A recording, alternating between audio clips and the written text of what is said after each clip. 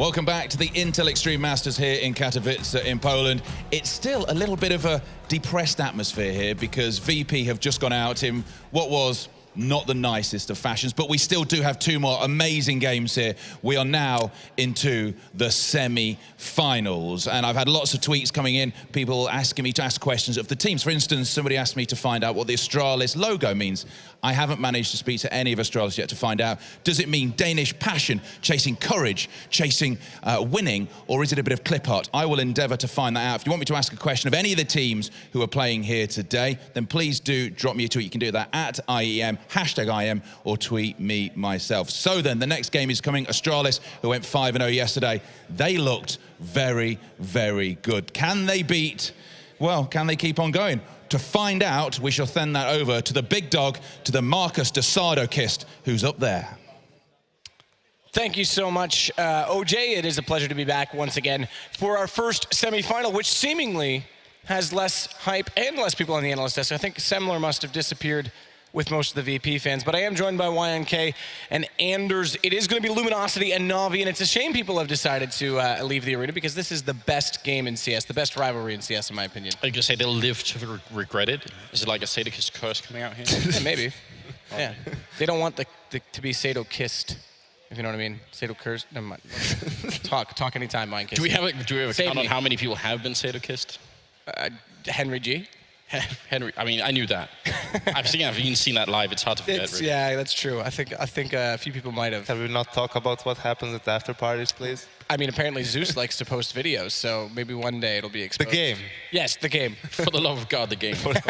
I mean, yeah, I agree with you that this is probably the best matchup we have right now in CS, but NaVi didn't look, up to their usual standards in the game against Tempo Storm. Now that might be just because it was Tempo Storm. Maybe they underestimated them. They weren't as well prepared for them. They thought it was going to be an easy game or something, right? But if that continues, I think that Luminosity is going to have. They're going to be a favorite in this matchup. Yeah, and they have closed the gap considerably in terms of head-to-head performances this weekend. Again, beating them quite, I won't say convincingly, but fairly comfortably, I guess is a better word for it. I mean, if we had to make sort of a tilt scale based on just this event, I think we'd have to put sort of Envy at the absolute top right, and then Virtus Pro fairly close, maybe like a couple of points below. But NaVi, they're up there. They seem like they're tilt heavy right now. I don't want to be too harsh, but I feel that NaVi is the second place, and that VP is just because VP is just not playing that well in general, right? I don't think that it's tilting so much. It's just that they're still struggling to find their groove, right? To figure out what's this new style they're going for. What you're saying is, in order to tilt, you kind of have to be high up. Otherwise, the fall is not so much a tilt. You're just like just a slumber. You're just getting outplayed in a sense, being right? Pushed over. You're just losing to a better team, right? That doesn't have much to do with tilting. The way I understand the word tilt is when you either make a bunch of mistakes that lose you the rounds, which makes you go on tilt, right? And then you lose following rounds because you're just in this downward spiral in a sense. I think that's what happened to NaVi in these games against Tempo Storm. So yeah, as I mentioned, that could not happen. That can't happen against Luminosity because they barely scraped through in that game against Tempo Storm. If that happens now against a better team, they're going to get punished for it even more. The 08 start that tilting you talk about is case in point on Mirage. That was a fine example. You highlighted at that time too. Yeah. The Lucas round, which really caused some frustration, a 1 versus 4. Yes, he had the rifle, but still was not an advantage situation. Talking about that, now that is obviously a terrible round to lose, right? It's hard to recover from that. And especially, people would say, even I sometimes say it, you shouldn't let your whole game fall apart because of one single round. No matter how crushing it is, no matter how unfortunate it is, there were so many rounds left to play with, and the game was close in the end. It was 16-13, I think, and they lost a number of rounds after that round because they were so, dismantled by the fact, by the way they lost that one particular round. But you have to understand, at the end of the day, these players are still human beings, right? They're not robots. They get influenced by these mistakes that happen. And when you see someone miss a smoke, that's not the first time that happened. It never happens for the first time in an official game. It probably happened in practice. Some of these mistakes happen very oftenly for some teams, right? So that is what triggers, let's say, in-game leaders when they spend hours and hours figuring out new stuff, and then someone makes a basic mistake which makes their whole strat, their whole game plan fall apart. Yeah, something that shouldn't be a mistake, something that should be practiced. Do you want to add on that, or do you? Just in terms of tilting and sort of the impact of a single round, I think this Astralis team back when they were still TSM, I was doing some listening, and we still had sort of listening at events, and it was really obvious that sort of almost no matter what, there we go. Semler's made it. It's all the way over here, Semler. You've got to refer. Grab that one. We're getting our wires crossed, but let's not actually go down that path. So basically, every time that something horrible would happen, no one would sort of, try to pick that round apart on the spot. No one would be like, what went wrong that round? Let's just try and discuss this in the warm-up, in the time to the next round. They'd just be like... Freeze time, yeah. Yeah, they just say, all right, we'll take the next round. Just take the next round, come back into it, right? And what I noticed is, I was listening to the sort of the SK lineup when they had sort of Cillian and Freeze and everyone together like that, and they would try and discuss individual rounds. They'd try and see if they could do that, and that doesn't work very well. Never works. And instead people end up sort of arguing each other because you have different points of views, and someone says, actually, I think you're wrong, and then suddenly you're not talking about the next round, so you lose that one too. And that's exactly the point, right? When you're playing in a tournament, it doesn't matter who's right or wrong. The round is over. Yeah. You lost it. You can't go back in time, right? So you should just try and focus on the next round. Focus on the grind. Try to come back into it, because at the end of the day, the only thing that matters is whether you won or lost. Do you think that GB James is listening to this segment right now? Jesus, I hope not. He might need to, take note. One thing I do want to... I guess welcome to the desk. What are your initial thoughts? I want to get into one point, though. Welcome. In the group stage, Nico was top in 6 out of 8 categories. He was only behind Fur in one of them by 0.01, but Fur did top the group in overall rating. He's been the guy leading the charge for Luminosity so far. Yes. And well, it's just a role reversal. This is what happens with Luminosity and with basically top-tier teams, the teams that are sitting at the top of the pack right now in the top 5 of the world, is that at any moment anybody can step up and really carry, and it's not really just like one guy who's like a superstar, right? Because for a while there was Cold on Luminosity who was doing all of the work. He was taking that star role, and you saw Fur, who was kind of struggling a little bit, trying to find himself in his game, definitely having trouble. Now all of a sudden it's like Cold, he takes a little bit of a step back, but then Fur, it's just like they just change it up. So long as the frags are happening, it doesn't really matter for Luminosity. They're winning. I also have a feeling right now, when you have to talk about a certain lineup from these tier 1 teams, it's absolutely futile trying to introduce each player individually, because the sentence for everyone is they can also step up at any point of the game and, carry can the do game anything. to a Right. It sounds like we're repeating ourselves, but that's is the case, because not every situation is the same. You can say, oh, maybe Taco he's always the entry fragger, so sometimes he's not going to have as many frags and so on. But that's not always the case. He is the entry fragger in set strats, but if they're playing a default, and they want to go to an execute out of a default, he can be the last guy coming into a bomb site. So. Yeah, if he's the rotation player. The one guy I will say, and it's pointless to go through every single player, the one guy that I've been impressed with as well in terms of stepping up is a player that's kind of been look, every team's got one, the scapegoat right now, and that's Taco. I think he's had a very good group stage as well. Absolutely. I thought he was very consistent. And this also comes down to, I think, Fallen and Zeus, that combo, figuring out, or realizing maybe something needs to be tweaked here. Maybe it's not quite right. Taco's not performing at the level that, we know that he can, right? Because they're not bringing him onto they're not bringing him onto the team to just soak bullets. That's not his job, to get in there, die, and then give info. If a slight adjustment in the positioning needs to happen, they're going to make it. And we've already seen that happen, where now Taco isn't necessarily entering on all the rounds and on all the maps. Maybe he's playing more of a lurk role on something. We saw that on Mirage yesterday, the day before now. In the groups, all of a sudden it's like, oh wait, Taco isn't always the first one running in. Maybe, it's somebody else on the roster.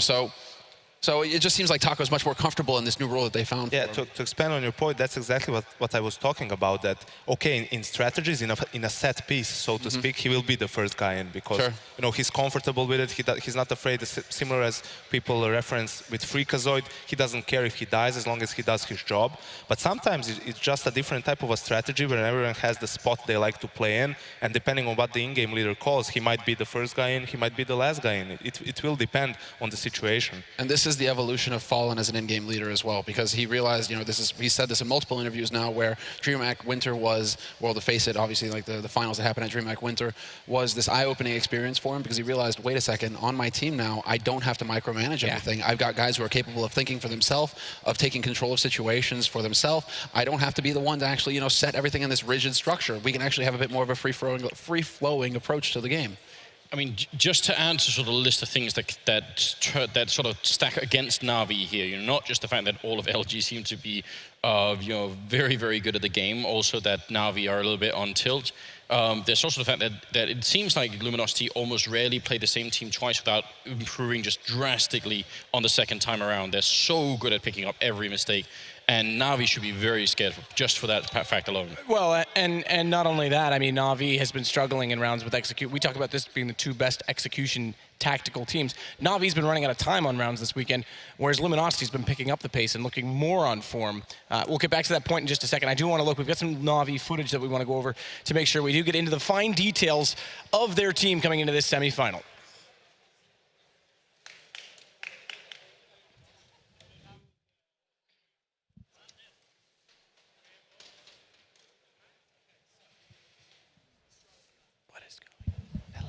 Hello?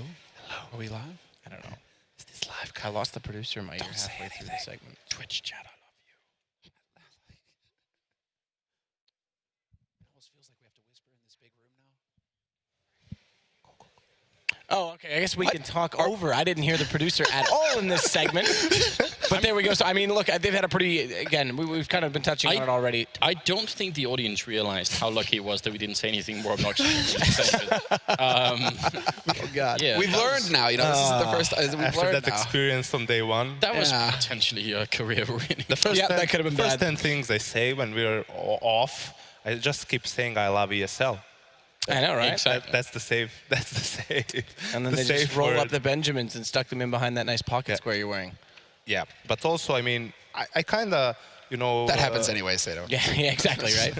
I said that these are probably my two favorite teams to watch. So obviously, I analyze them a bit more in depth, right? And what Luminosity is extremely good at, especially against a team like NaVi, who likes to run a lot of defaults on their T sides, right? Luminosity is really good at figuring out what their default is, what's their holding pattern, right? And then also, thinking of a good plan, a good strategy to counter that, right? On train, you would see them push aggressively into Ivy with an AWP, sometimes towards B, even go with a double AWP setup with Cold Zero and Fallen. And, the last times these two teams met was at the DreamHack Leipzig, the grand finals. NaVi won on overtime on both train and Cobble, but it was an extremely close and exciting game. Well, you say the last time they met, that just goes to show how much closer they have been getting, because it was like an 8-0 scoreline for a while, starting at Cluj. Different roster, sure, for Luminosity, but it's been getting closer and closer and closer ever since. Now that we're stacking up reasons why Luminosity might be doing very well in this best of three, we should try and come out, I think, with at least a couple of reasons why NaVi might. And I think Guardian had a bit of a strange showing earlier in this tournament. That was off. Yeah, and I'm wondering, he seems to be the sort of person, I think, who takes that very personally and very seriously. So, it will, I think, have an impact on the match if Guardian says, I wasn't there and I'm here now and I'm going to show up. And I think if that doesn't happen, on the other hand, it'll be awful. But I mean, I think the fact that now that sort of the Guardian had a worse performance earlier, could be a bit of a wake-up call as well. I think there's also, it seems to me like NaVi right now are experiencing what Envy are experiencing, which is a little bit of friction in the team. Similar to VP, there can be some bickering there, and that it won't help win a tournament, right? If you guys are constantly arguing amongst yourselves, you need to get on the same page. And one way that they do tend to get on the same page is by Guardian just hard carrying, because then everything is great. It's rosy. Oh, Guardian's doing all the work for us, guys. Hey, let's go. Free paycheck, because Guardian is a generous god. That's the thing, right? It's just like if Guardian shows up, then NaVi, they have a chance. If he doesn't, if he struggles again, I mean, look at what happened with Tempo Storm. NaVi nearly, bottomed out against them. That would have been a horrendous result for NaVi. Now NaVi, at least, they make top 4. It's acceptable, but they're fully capable of making it past Luminosity. I just don't think that Fallen is going to let it happen. Well, not easily, that's for sure. We can see the teams now just getting ready backstage. We will come back to this discussion with the maps in hand as well, because this map pool we know has been kind of consistent through these two teams. But that said, let's hand it over to the stage. Chobra, please introduce these two lovely teams.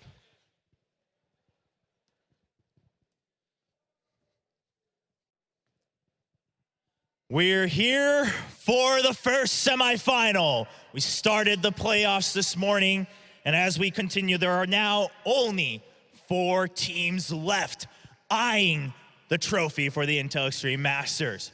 Our first team, talk about improvement.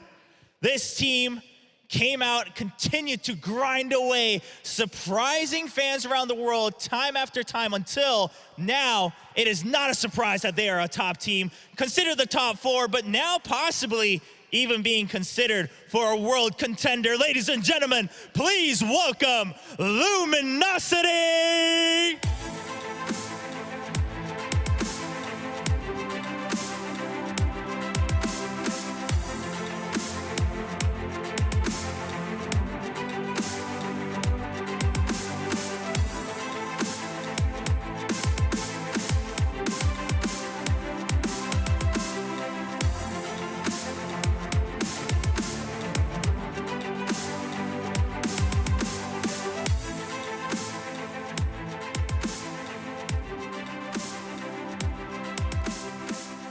And their opponents, they're coming off of a tooth and nail battle against Tempo Storm, but they have to face the fire of Brazilian CSGO once again.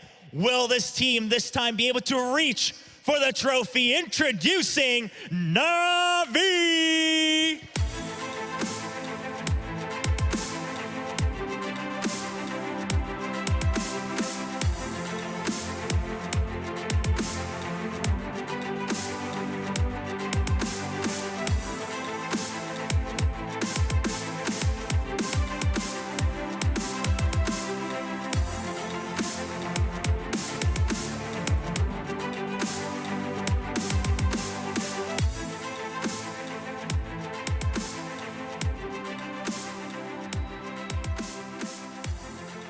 Will it be NaVi setting a new record for themselves here in the Spodek, or will it be Luminosity bringing Brazilian CSGO to the finals? It's time to find out in the semifinals of the World Championship.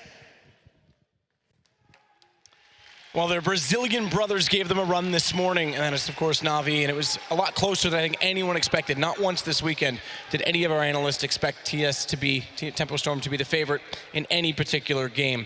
However, NaVi, they've already knocked off one said Brazilian team. They now face the other. Is it possible that they can do it twice in a row?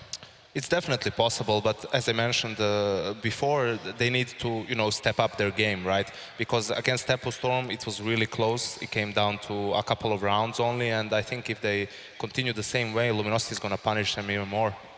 And map pool, we don't yet know, but it's going to be coming up momentarily. Just general thoughts, though, again, with the strategy of these two teams.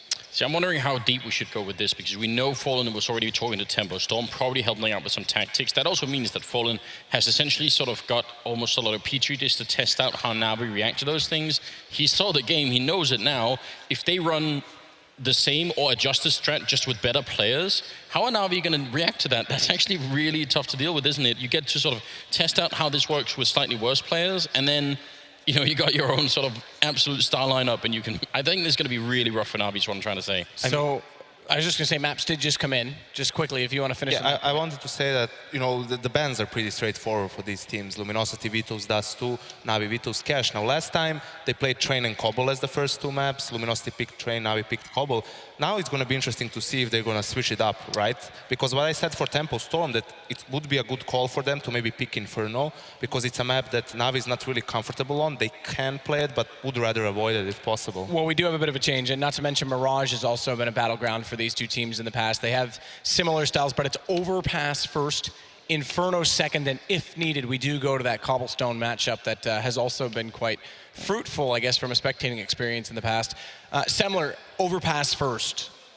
This is, we saw NaVi on it today. It wasn't the most impressive NaVi we've ever seen on it, but at the same time, Luminosity, North American success has been good. International, it's also been a shaky map for them. Yeah, it's not a clear-cut sort of situation, but Fallen isn't the kind of leader who's just going to sit by and let an opportunity like that pass where, hey, I get to actually see how you're going to play against a team that has a similar style to us. great, you know. This is almost like a trailer to a movie, you know, and especially a modern trailer these days where they literally just show you all of the movie, and so there's no point to actually go and see the movie anymore, right? Because you just get everything from the trailer. I have that problem. I hate that too. That's why I stopped watching trailers. Period. But I stopped watching movies, but well, I mean, Henry G Fallen- never watched them to begin with, so it's fine. Sure, I don't understand that. Fallen is the kind of guy who's actually just going to pick up all of that and run with it. I mean, him and Tempo Storm, we know that Fallen's very deeply involved with Tempo Storm as well and how they set things up. He's constantly, this is how Tempo Storm have improved so rapidly, is because whatever Fallen learns with Luminosity, he's passing that off to Tempo Storm. And so you're absolutely right to say it's like, okay, Tempo Storm were like the little brother. Now the big brother's here to play, and he's going to beat you up because you just picked on him, right? So I'm not feeling too good for My Navi big given brother this, never given did this that ban. for me. Oh. Did your No? brother? My brother never. My brother was the guy that I threw. that explains a lot. Maybe he should have yeah. said it. No, see, we were playing outside one time, and he threw a knife and tried to be tough and throw it into the ground. He hit the neighbor's house and broke the siding, and I was the guy that stood outside and said, I did it. Get out. What a man. I think I was just used to being blamed for everything. What a so I was hero. like, all right, I'll just continue on this track. Thanks, The man. hero we all Problem need, but child. don't Thanks, deserve. man. I thank you. You're right. Gotham does not deserve me. I mean, looking at the map, first map is Overpass. Glad he brought us back on track. Right? Luminosity doesn't play it that often, but interestingly enough, when they play it, they're really good on it. They beat Astralis on it at DreamHack Leipzig. Astralis, who is arguably one of the best teams on Overpass, right? But it was a weird game then. Astralis losing a lot of anti-force buy rounds, you know, when Luminosity had CZs, scouts, and so on. But as I said, that was the last time we saw Luminosity at the LAN. It was almost a month ago at DreamHack Leipzig. So they did have a lot of time to implement new things. So maybe Overpass is a pocket pick for them. I mean, it is possible that it's something that they want to try and implement. Again, they shied away. Mirage would have been an option. They shied away from that.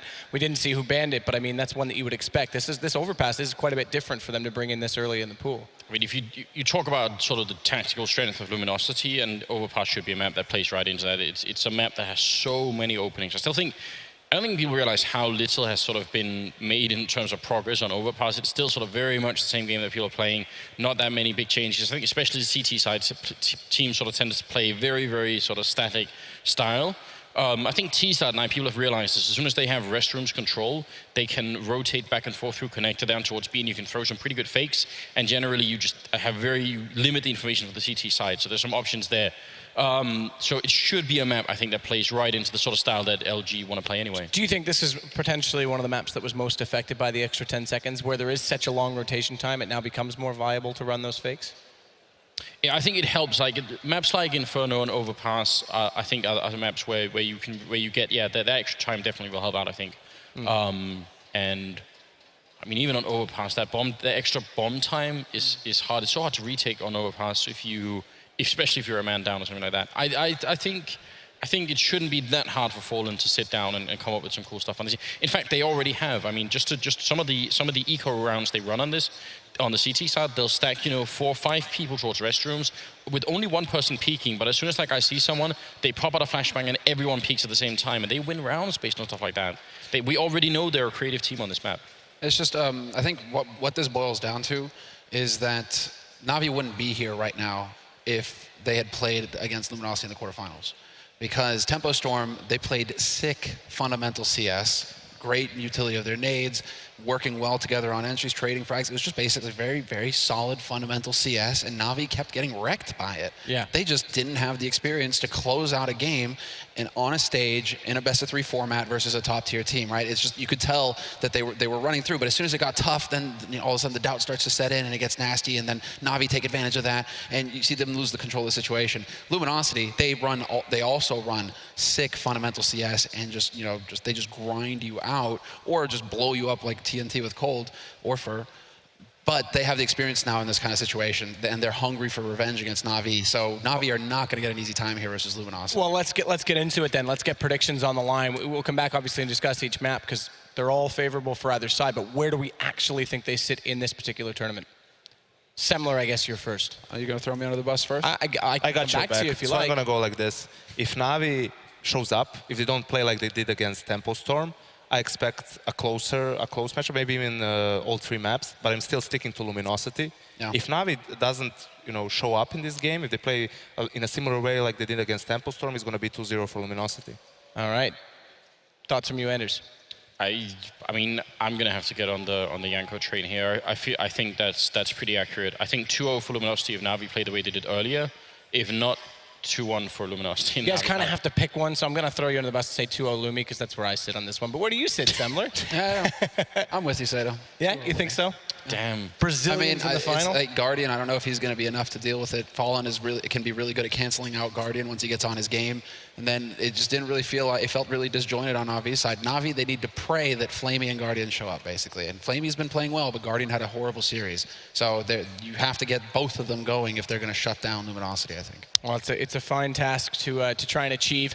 It is going to be an excellent matchup. It always is when these two teams play. The semifinals, is it going to be a Brazilian team, or will the Ukrainians finally make it to the big stage in Katowice? To find out, it's going to be Henry and the Machine.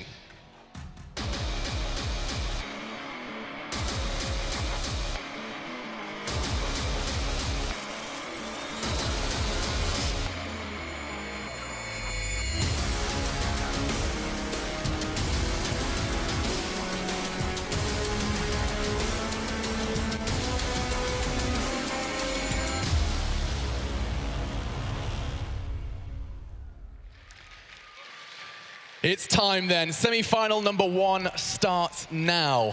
The guys have set the scene so very beautifully. I'm joined by Henry. You are. And it's a pleasure to be next to you. It's a pleasure to be sitting in this chair. And I mean, when we have what could very well be one of the longest best of threes, if NaVi come out to play, that's definitely been the kind of the overarching story of this, is the Natus Vincere versus Tempo was not a team that's capable of beating this Brazilian side. It's one of the all-time great games in Counter-Strike we have in today's game. It's such a pleasure to watch, and I can't wait to see the way this unfolds. I think the guys are right on the desk. Luminosity definitely have the upper hand. What we've seen from NaVi today wasn't very impressive. We have to say that they obviously come out on top of Tempo Storm, but that's a team they should be beating hands down. Guardian not really showing up today. They had to rely on Seized and Zeus, especially on Mirage there. He was one of the players we don't normally tend to see stepping up to that kind of degree, but like we said, when they absolutely have to, they've got nothing left, he's going to be the guy that won't let them go down without a fight. So it's going to be an exciting scene. And we go obviously opening up with Overpass, which we saw them play it against Tempo Storm. Yes, we did. And we also saw them play Cobble as well, which is in the map pool. So only Inferno, the only deviation. And I think while this 9th round does kind of transpire, I do want to raise that point that Anders raised so beautifully. It was something I was kind of racking around my head around as well. Yeah. That Fallen has basically had the opportunity to not only mentor Tempo Storm, but also 2 of the 3 maps he's about to play against, he was sitting behind, coaching, mentoring, and giving Tempo a bit of a framework for these 2 basically maps. Just thrown a dummy in there and said, all right, how does this get on? Yeah. How does this one get on? And then I can kind of take all the notes away from my own team. It would have been so sick to see the Brazilians go at it in the semi-final. They came so close as well. Overtime on Cobble and taking it. It was a very close game in the final map as well. But it looks like Luminosity will be taking the 9th round here, and we should be getting straight into this one. We still do have a fairly decent crowd here as well. Not quite as big as what we had for Virtus Pro, but yeah, still going to make some noise. Something about a Polish CS team on a Polish stage in Poland. Something about that definitely causing the numbers to deplete somewhat, but they are here and still cheering for. We're going to have some noise. We're going to try. It's everyone. Late. We could have one person in this crowd and they would be making noise. This is just Katowice all over. And we are going to be just seeing this team talk down, go on. They did get the choice of side. And they are going to be having 2 very different styles of team huddle. LG, just such a passionate team. Yeah, they're like a family, right? Yeah. So they're going to be working together and making sure they have that passion and that brotherhood coming in together and making sure they do this together. You can see, like you said, huddle on the right, just completely locked into the matrix on the left. Just want to be calm and collected, go into this one, get the job done. They haven't had a great showing here today, but they have made it into the semi-finals. And you can see it on their screens. NaVi is sitting there stabbing the AFK Brazilians in the back while they have their team huddle. They're not even eyes are away from the game. Their focus is on them and them alone. Indeed. And I mean, I think now would be a perfect time to address the similar styles. I mean, this is something that's going to be so discussed throughout this best of 3 series. Both very slow and methodical teams. Right. Getting map control first, relying on their big players. In NaVi's case, is Guardian, and obviously in the other side of the pitch, we've got Fallen as well. But if you're talking, you want to go further down the panel, coldzera, one of the most biggest breakout performances we've seen in Counter-Strike Go in 2015. One of the most exciting players in the game right now. Unbelievably talented player. And it looks like are we starting? No, we're not. We're still, it's fine. I was about Stop to getting me start, I started excited. to get the hype going. But yeah, this is just so much talent on the server right now. Very similar play styles. And it goes right down to the wire every single time we see these guys play. We saw it in the final at DreamHack Leipzig. Went overtime on both maps as well. We were desperate for the third, but it was NaVi that came out on top. And I expect to see more of the same here. I just hope NaVi and Guardian especially step up to the occasion. I think we're all hoping that we do get to see a real spectacle. I mean, we were teased by Leipzig. I mean, getting to see 2 overtimes in a best of 3, both though going in the end the way of Natus Vincere. And we do prepare ourselves then. The seats are being taken by Luminosity. They've had their huddle and they are prepared to dive into just the first map in this best of 3. Let's ask you a question. Hit me. Where do you see this one going? If you're gonna, Okay. let's just stick with this map first. Like, how do you feel it's going to go? So Overpass, I do want to like raise the issue that we've already seen Overpass. Fallen was sitting there watching how Natus. I need to stop giving them their full name. How NaVi. There we go. NaVi, yes, fine. Let's drop that That down. works. He got an opportunity to see everything that NaVi were planning on bringing into Overpass, and that wasn't too long ago. Like, that was earlier today, a few hours past. It wasn't as long as it could have been during that Fnatic VP matchup, but we don't need to talk about too much about that one. True. But I mean, they've seen NaVi's playbook. They know it already, but Fallen's had a lot of those answers, or those questions he may have had coming into this matchup answered by that matchup of Tempo Storm. And to me, I have to lean towards the Brazilians in this matchup, but also in this map. And we are going to be seeing a very kind of, you can't see it yet, but a very, very familiar sight for this pistol round. It feels very much exactly what we saw from TS. What's going on right now? What did I miss? They were passing a miscellaneous can down the row of players. I wasn't sure what was going on there. They were just making sure it wasn't for the commercials. Yeah, I guess so. Bit of value in there. But I think the players are ready. There is a pause coming in right now. I guess they're just finalizing the last bits and pieces here. Yeah. This is the 3rd game of the day. We have one more to bring you, another best of 3. So it's been an action-packed day of Counter-Strike so far. I mean, yeah, Fnatic Astralis around the corner. You just go from like awesome to awesome at this point in time. 2 huge games of CS, 2 kind of figureheads and clashing twice in a row. First Luminosity versus NaVi, a team that have only grown in the last 6 months, consistently rising through the ranks and exceeding people's expectations to the point now where their expectations couldn't get much higher. Everybody expecting huge stuff from LG, of course, after that fleeting performance in San Jose, deciding to make that roster swap. And it's kind of crazy. I was having a conversation. I remember just bumping into Fallen, patting him on the back and saying, you know, at the after party of San Jose, how's it going, dude? What's happening? He was like, roster swaps tomorrow, gonna be announced. Wow. And I was like, He told you that? Yeah, well, I mean, yeah, he Biggest was gossip in esports? Oh yeah, because I had like 5 minutes to tweet that out before it was actually announced. But technically I knew. But yeah, he had a real game plan. And ever since the arrival of FNX and Taco, we have seen some great things. And I really want to address FNX as well. What an outstanding performance from him yesterday. 230 bombs, back to back. And it looks like we're here. It looks like it's time for the pistol, Henry. We've still got some crowd here. Let's go. Okay, NaVi starting on the T side here. 4 sets of armor. 1 smoke on towards C's as well. Much faster strategy coming in this time. Going straight for that mid control, splitting the bathrooms as well. We'll see whether Fallen can do anything about this. Has spotted 2 players here, continuing to face, but he's got a problem. There's players coming in from the bathrooms as well. It's going to be Cold Zera to take down Flamey to open things up here, but the aggression coming from NaVi continues. Very aggressive stuff from NaVi, and they are not stopping here. Guardians leveled it out somewhat. There is a Tech 9 from Edward, and there was a Tech 9 from Edward because Fallen's already taken him clean out of this one. Not forgetting there is that double kit from LG. That's 2 non-armored defensive players. And keep your eyes on C's. Keep your eyes on that bomb icon because he has got other plans, and Guardian is selling this one relatively well. This is the thing. They've obviously lost the man advantage here. It's pretty likely they're going to lose the round, so they're just trying to rotate over. They've got low HP players, get the bomb down, at least guarantee something to work with next round. But it's still, this is winnable. As I say that, though, C's is the player that's dropped, and now we just have Zeus on the long rotate here, and actually doesn't have any footing to this whatsoever. So he's going to be falling back and keeping the Tech 9. I have to ask you this question quickly. Go on. This happened before. NaVi got the bomb down first round and chose to go for a very offensive kind of weird AK buy into the second. They've saved the Tech 9. What do we think? It's got head armor.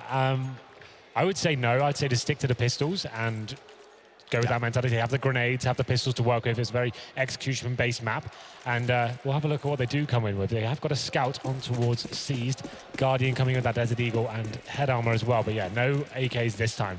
Just the scout coming in. We'll have a look at the buy for Luminosity as well. They're actually preparing themselves for some similar sort of outcome here. So 4 rifles and a scout themselves. This time going to have Pharmacists and M4s. And a couple of kits as well. With Edward hunting for that first kill to kick things off. Yeah, it's just going to be Their primary purpose is to take something away from LG early, but they're not falling for those games. They're not going to overextend. Something you do see later on into the full buys, an aggressive CT presence towards toilets, towards long, but this time LG are not going to give NaVi an inch. You can see this. Look at this passive hold. You've got not only the boost, but Fallen prepared with a scout. He's going to catch a glimpse of one, ready for the repeak. He knows there's only potentially a scout, maybe a deagle, going to be fighting back. He's willing to take that risk. Potential jump shot, but he takes the head off Guardian. That's huge.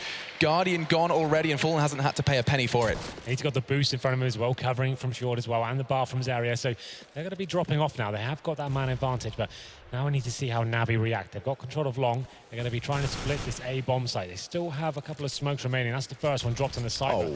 It's a good retaliation coming in from Fur. He wants to get this kill, and that's the bomb dropped as well. Fantastic play from him. So much information gathered. They can do the full rotation now on Cold's Error, taking down Seized, and it's going to be an absolute bloodbath here. Just Flamey remains, and he is dropped in the end as well. So as soon as LG saw some sort of execution coming in, they just push aggressively and take the bomb down, and that's the round over. I loved that from LG. So passive, and then as soon as they have that advantage, the upper hand, they just start pushing together as a unit. I love the very methodical way FNX ripped apart that stack from the T's towards toilets. Just a little tag, a nade, finish the job eventually with the FAMAS. And that's going to be 2 then for Luminosity. NaVi going to be bringing very little into this round, and I will remind you that they did blow our minds with something even less than this, in fact, and picking up a round against the other Brazilian side here in Katowice. Luminosity, though, surely not going to be falling for anything. Corzera already has beheaded Edward, and now NaVi have to try and make something out of nothing. This is it. They couldn't really justify buying much more than PT50, so obviously not getting the plant down or many kills doesn't leave them with many options, but they do lose the first player here. Edward drops first, and FNX spotting a couple of players. They're doing decent damage with his utility as well. Should be able to find out. So got to find the second kill where Flamey stepping up, takes him down, an opportunity to maybe get the bomb planted here, but it's going to be Fur that takes away that risk as they do have a fairly successful cleanup there. 3-0 in favor of Luminosity now, and this is where things get interesting. Of course, we can see Guardian without the AWP. This is a continued theme. We talk about this with NaVi all the time. The force buys are not allowing him to get onto that orb, but it has to be said, it's not like he's hit those godlike levels today. And it's a really interesting discussion, because you could basically just have one un-Kevlar Guardian and everything's all your problems are solved. Sure. Instead, though, he sticks with that kind of Deagle and full Kevlar buy and comes back to haunt them as we do go into that 4th round. No AWP for the T side. There is a AWP present in the hands of Fallen, though, and this is what we were talking about, that much more aggressive CT hold. 2 of them trying to gain some connector information, and Fallen's actually going to do much more than just information. He's going to potentially take down at least one member of NaVi here if they do choose to push towards party. However, there is a huge presence towards long, Henry, and I can't quite see how and when LG are going to catch on to this. This is the thing, they've actually got all of the long control, actually got all the way to the end right now. Wow. Like you said, there is no presence there from the CTs whatsoever. It's going to be Fallen getting back to the APC right now and seeing if he can do anything to rectify this. He's got to be smoked out, so that's taken away his vision at least. He's trying to work out what's going on here. We still have 2 CTs towards the connector right now, so Zeus needs to be careful from his back, but so far it looks like Luminosity are just starting to rotate through the B bomb side and make their way back towards A.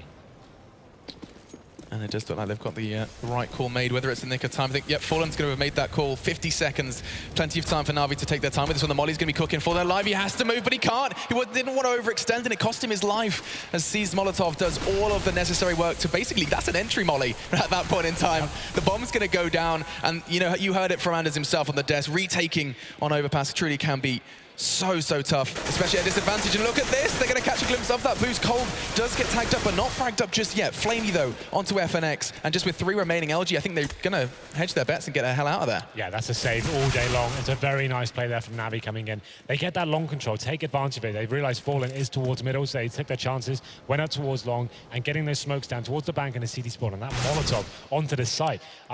We didn't see it from Fallen's point of view to initially kick it off, but I assume he was flashed to fall back to the side and was standing in it, and then he just didn't really want to face and get taken down. He wanted to burn in the flames, apparently. Yeah, so you said they knew Fallen was towards toilets. Did he fire a shot? Yeah, I think he did. So he must have...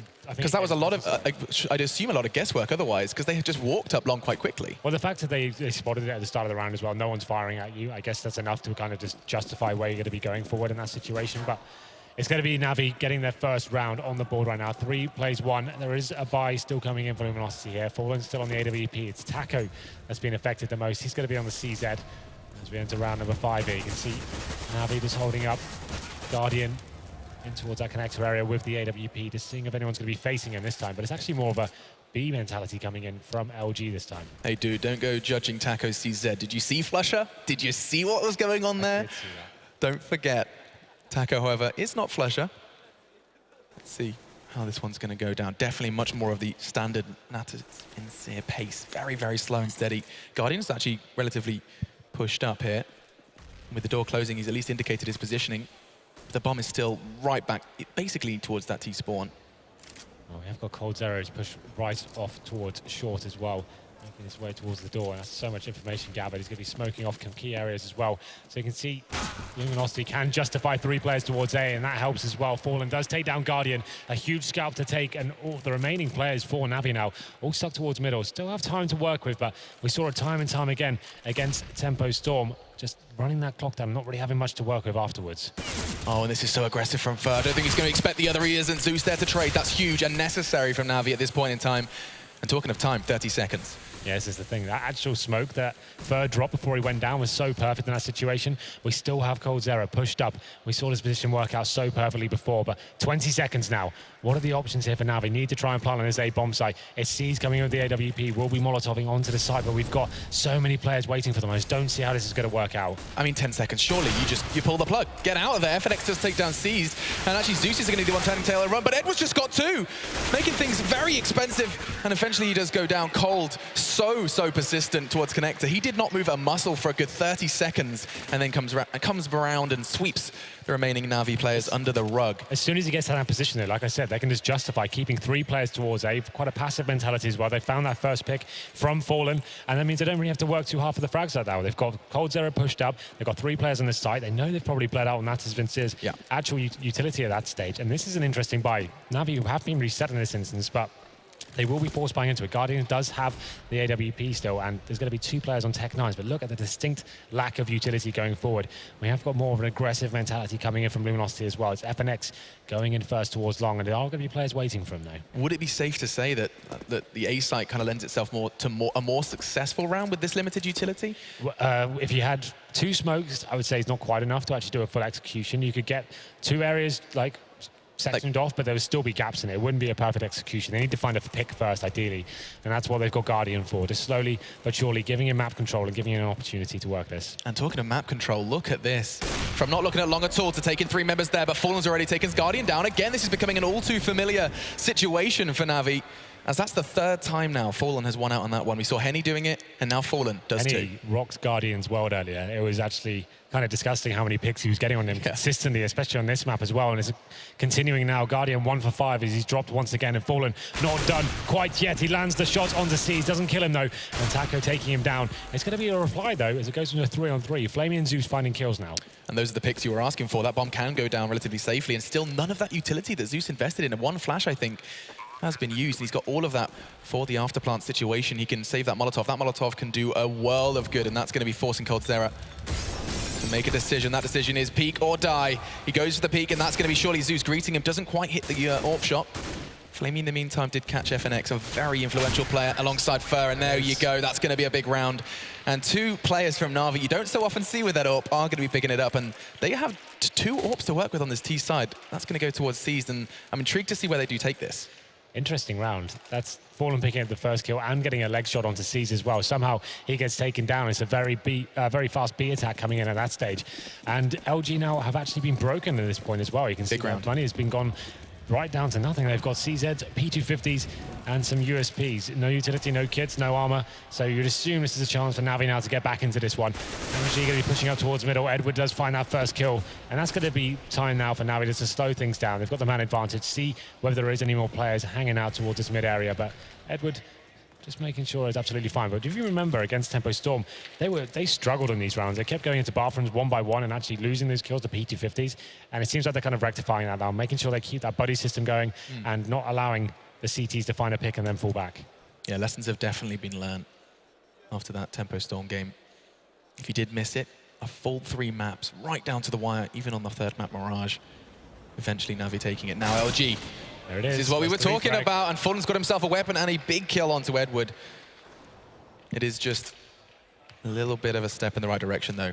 And you can't help but wonder what Taco and Fer are going to do, because they are on the flank. I do want to get myself a little Don't want to get too excited, but first just taking down Guardian again. Fallen's actually potentially going to win out on this one. Zeus, still 70 points of health. He is going to get hunted down. Tech 9 from Zeus was enough. Didn't even need to use that AK. But LG have done a huge amount of damage. I think this surely is going to be enough. Yep, Flamey and Zeus do wrap things up, but not without a couple of concerns raised for NaVi. Same things again. As soon as I said it, oh, it looks like they're using the buddy system. They're going to be refragging all over the place. It's Edward once again walking into the bathroom area as Fallen takes him down. And once he picked up that AK, that could have gone either way. Had he found one more kill with that gun, who knows what could have gone down there. And LG still pretty much on a hard reset. They're going to be in the third stage of loss bonus next round. So 3K in the bank right now. Just going to take some upgraded pistols once again. And it should be NaVi coming in to level things up at 4-4. They have the AWP back on towards Guardian as well. And we'll see if he's picked up his game. It's stood on 1 for 6. He seems to be trying to find some form still as we enter round number 8. Just keeping my eye on that smoke from Farron. Half health coldzera does have Kevlar, the only one of its kind for LG. And there he goes. He's actually taken Zeus down in that close quarters connector. Such a scary place to push, even against the CZ. And Fallen back turned and body dropped. He's gone, and NaVi are going to try and make this as economical as possible. And you can't help but feel this is going to be a very tough situation for LG because that rotate is late. And all 4 members of NaVi are now surging towards coldzera's position. He's got 1 magazine left in that CZ. And that bomb's going to be going down any second now. Yeah, it's not. I was about to say there's not really much LG can do in this situation, but they're making it competitive at least. There's going to be Fur coming out. Flame just needs to pull the trigger. He does. Takes down Fur, and now the bomb should be planted. It's still a 3-on-3 though. coldzera coming out of the bank there does get taken down eventually, and that gives the man advantage back towards NaVi. And you would assume the bomb's going to be planted momentarily, but we do have Taco coming up long. Did they see him? I'm not sure they did. And the fact that FNX can cause some sort of distraction here, it's actually going to be the kill coming in. And he takes down C's from long. That gives away his position though. No kits. They need to act fast here and yet to salvage a gun as of yet. Back's a turn. Look at this. Guardian fortunately had Flamey holding his tail end, and I mean, this surely isn't going to go right, but then again, a tag onto Guardian, down to 40. There is still 12 bullets now in the chamber for Taco. He gets pushed by Guardian. This really should not be happening, but it is. Flamey has to save the day, has to do damage control, and he will. Pulls out the Glock to finish things, but it could not have got any closer. He does preserve the AWP for Guardian. But NaVi, could you please make these rounds look a little prettier? 4-4, they have managed to level things out, but doesn't matter what LG are wielding, they seem to keep us on the edge of our seats, Henry. Every single time, it seems like NaVi dropped this first kill in these anti-eco situations. Fair enough, it's against CZs, but I'm not sure why players are isolated by themselves and getting themselves into unfavorable situations. But here we go then. We go into the next gun run here, both teams with the AWPs and full rifles and utility as well. So this should be an interesting one. Guardian, of course, on that AWP will be hunting towards long, seeing if that aggression comes in. It's going to be Fallen with a more passive position towards the flower beds here, waiting. And this is a position Guardian's all too familiar with. One he plays a lot himself. And Flamey's going for the face here. Flashbang presumably gone over, and it's actually going to be Fallen picking up that first frag and getting out of there as well as he takes down Edward. A decoy as well to potentially just try and delay Flamey and Guardian somewhat, keeping Flamey a little bit scared because he's just trying to keep... FNX is watching 2 very different positions, and this is going to be a really kind of 50-50 coin toss whether or not his back is turned or not. Here comes Flamey, and there goes him. As FNX does have the good read. He's going to be pressured down by 2 locations yet again. The guy is really a bit cornered, but fortunately his team are providing all their necessary support because now just 2 remain. He's kept them busy for so long, and just Zeus and Guardian up against the world. Yeah, I think there was a time to step up. This would be it. Guardian takes an aid straight to the legs there, and Zeus does find the kill on towards Fallen. You feel like that was a little bit of an overcommitment from his point of view because Zeus is now capitalizing, taking 2 kills, finally shut down, and now just Guardian in the 2-on-1. Only has 1 kill so far. Still needs to recover the bomb as well. Does have the AWP still, but the CTs are segregated, but they are aware of the bomb's position. It's going to be 1 player towards connector. coldzera is listening out for footsteps. I'm sure he's giving the information towards his teammate now, as Guardian slowly but surely edges his way into the A site. Surely the call would be just made. Taco, don't you dare show your face. Cold has got this. 10 seconds pass, and he gets it. That's going to be the 5th then for Luminosity. After keeping things damn close in those 3 rounds that NaVi did manage to acquire, Luminosity are back, and this is where things need to get a little dangerous, because their money isn't fantastic either. They are going to just see, it's just what the 1 FAMAS. So right now, we're not getting the picks. NaVi aren't finding them, so I'm going to say let's just go for a set execution this stage. Let's get towards the connector control, let's get towards B, let's do the smokes over the bomb site, Molotovs go in, let's try and get a post-plant situation, then we can step up. As right now, relying on Guardian to find something here has proven a very difficult task going forward, but we go into round number 10, we'll see what the CTs are bringing to the table. It's more of a passive setup, no heavy aggression towards middle. They have got 3 players actually going in towards B this time, so this could be a really nice read considering that NaVi are making their way slowly but surely over there. Guardian is checking out for any jump players, and he will spot the head of someone there, but not going to be given a second bite of the cherry here. And just keep your eyes locked on that bomb's location. And sees, and he's going to be in a kind of a rather quiet location. Guardian, did he get spotted out by that jumping player? I can only assume he was. If I saw you, you saw me scenario unfolding here, 60 seconds. And yeah, it's a case of just who's going to overextend first. Zeus was so great in that previous round. Three kills. Wasn't enough in the end. Well, they're building up here. We saw this against Tempo Storm, just walking with Guardian first, looking for that opening pick, then exploding onto the bomb. So it's called a contact play. As soon as you get spotted, that's when you have to make your move, but it's going to happen any second now. And here we go, and Guardian hits that shot onto Cold. This could very well go awful for LG, and it does, because Taka was the second man on the site, and he is long gone. The rotate comes in, and it is a long way to get in with that bomb going down. It feels like every second matters, and look at FNX. He's got 2 players to fight. He's going to get pressured down by Flamey, and this is surely where you pull the plug. Yep, Fair and Fallen already not willing to try and make anything happen here. Instead, they're going to be clutching onto those weapons. It was a bit shaky as it was, but that's going to be LG getting another hard reset. Yeah, well, it's lucky. 2 in a row. It's lucky for NaVi that Luminosity was so passive in that round. I didn't get anyone flanking them from the backs. They're actually holding back on the A bomb site and quite defensively towards B as well. As soon as NaVi had pushed them back and taken the vision away from short and the monster tunnel, we saw how it worked. Guardian edges in with the AWP, looking for that first frag, and he actually gets it. As soon as that site open, that's when the whole team bundles in. They've got the man advantage there, and the frags are exchanged in their favor heavily, not dropping a single player there. And they're actually going to level things up here at 5-5. And the money's not looking fantastic for the CT. They do save a couple of weapons, and the AWP is saved by Fallen as well. But you can see Famis is coming in, and the drops are being exchanged now. They're trying to balance the books a little bit here, as they do have 3 Famises. I'm sure Coldzera, I was about to say, will be doing a similar sort of thing, but he's got the CZ. Big round coming in. This could cost Luminosity too if they were to lose it. So Fallen needs to step up with that AWP now. I mean, NaVi, that was a very, very one of the most convincing rounds we've seen from them, in fact, here on Overpass. And you can see going aggressive through the Molotov, unfazed by that investment. And look at this from Fallen. You said he had to step up, and he knows it. Going to try and get as much information early as he can. Committing to that angle. He does have his backside held by FNX, but for how long? Yes, he does. He takes down Zeus. He's paid a heavy price, but their Coldzera is there to not only retrieve the weapon, but to fill the gaps that a very low health CT does form. That's a really nice swap out, isn't it? So they come in, pick up the AK-47, upgrade the CZ, and swaps out with the low HP player as well. It's perfect. But here we go then. NaVi looking to go back into that A mentality. 3 players towards middle, 1 holding long, and it's Guardian. Seems to be under the impression that someone's coming behind him, but that's not the case. They've all fallen back to the bomb sites now. They've got that man advantage, just looking to play passively here. NaVi do have 2 smokes to play with, and it's looking like Luminosity about to drop everything they've got and try and delay them as long as possible. Yeah, so what we've got to play with. 3 flashes that they can use at the perfect time. At 40 seconds, you can really keep the T at bay. T side, rather, at bay. There's a nade as well for Fer. If he chooses to use it, he will be able to connect something towards toilets. Even in just that general vicinity, you're going to hit something, because NaVi are preparing themselves. 30 seconds. This looks good, actually. This boost on the ABC. It doesn't mean he's vulnerable to long, though, and Edward's going to take him down. All of a sudden, the playing field is level. NaVi are going to try and push where it hurts. Fallen's holding the angle this time with a FAMAS. He's going to be spotted out and destroyed by Flamey. Flamey winning exchanges you wouldn't normally expect to see these win, but it's Flamey, and Fer does bite back a double in very quick succession with the AWP, now seized in Guardian. Yes, they have the bomb down, but the numbers are in the way of LG. Just for a second, though, because look at this. Guardian's woken up as well. Takes a leaf out of his teammate's book. Flamey hitting mad shots, so is Guardian. And NaVi, clock may have been against them, but this is just that fundamental CS. They hit their shots in the end of the day. And now Fer is in just one of the awkward scenarios. It's planted for toilets, 2 to find, just an AWP to play with. No nades, no smoke, and no hope. Yeah, it's FNX getting boosted up. He actually had the AWP. He's the one boosted up behind that APC.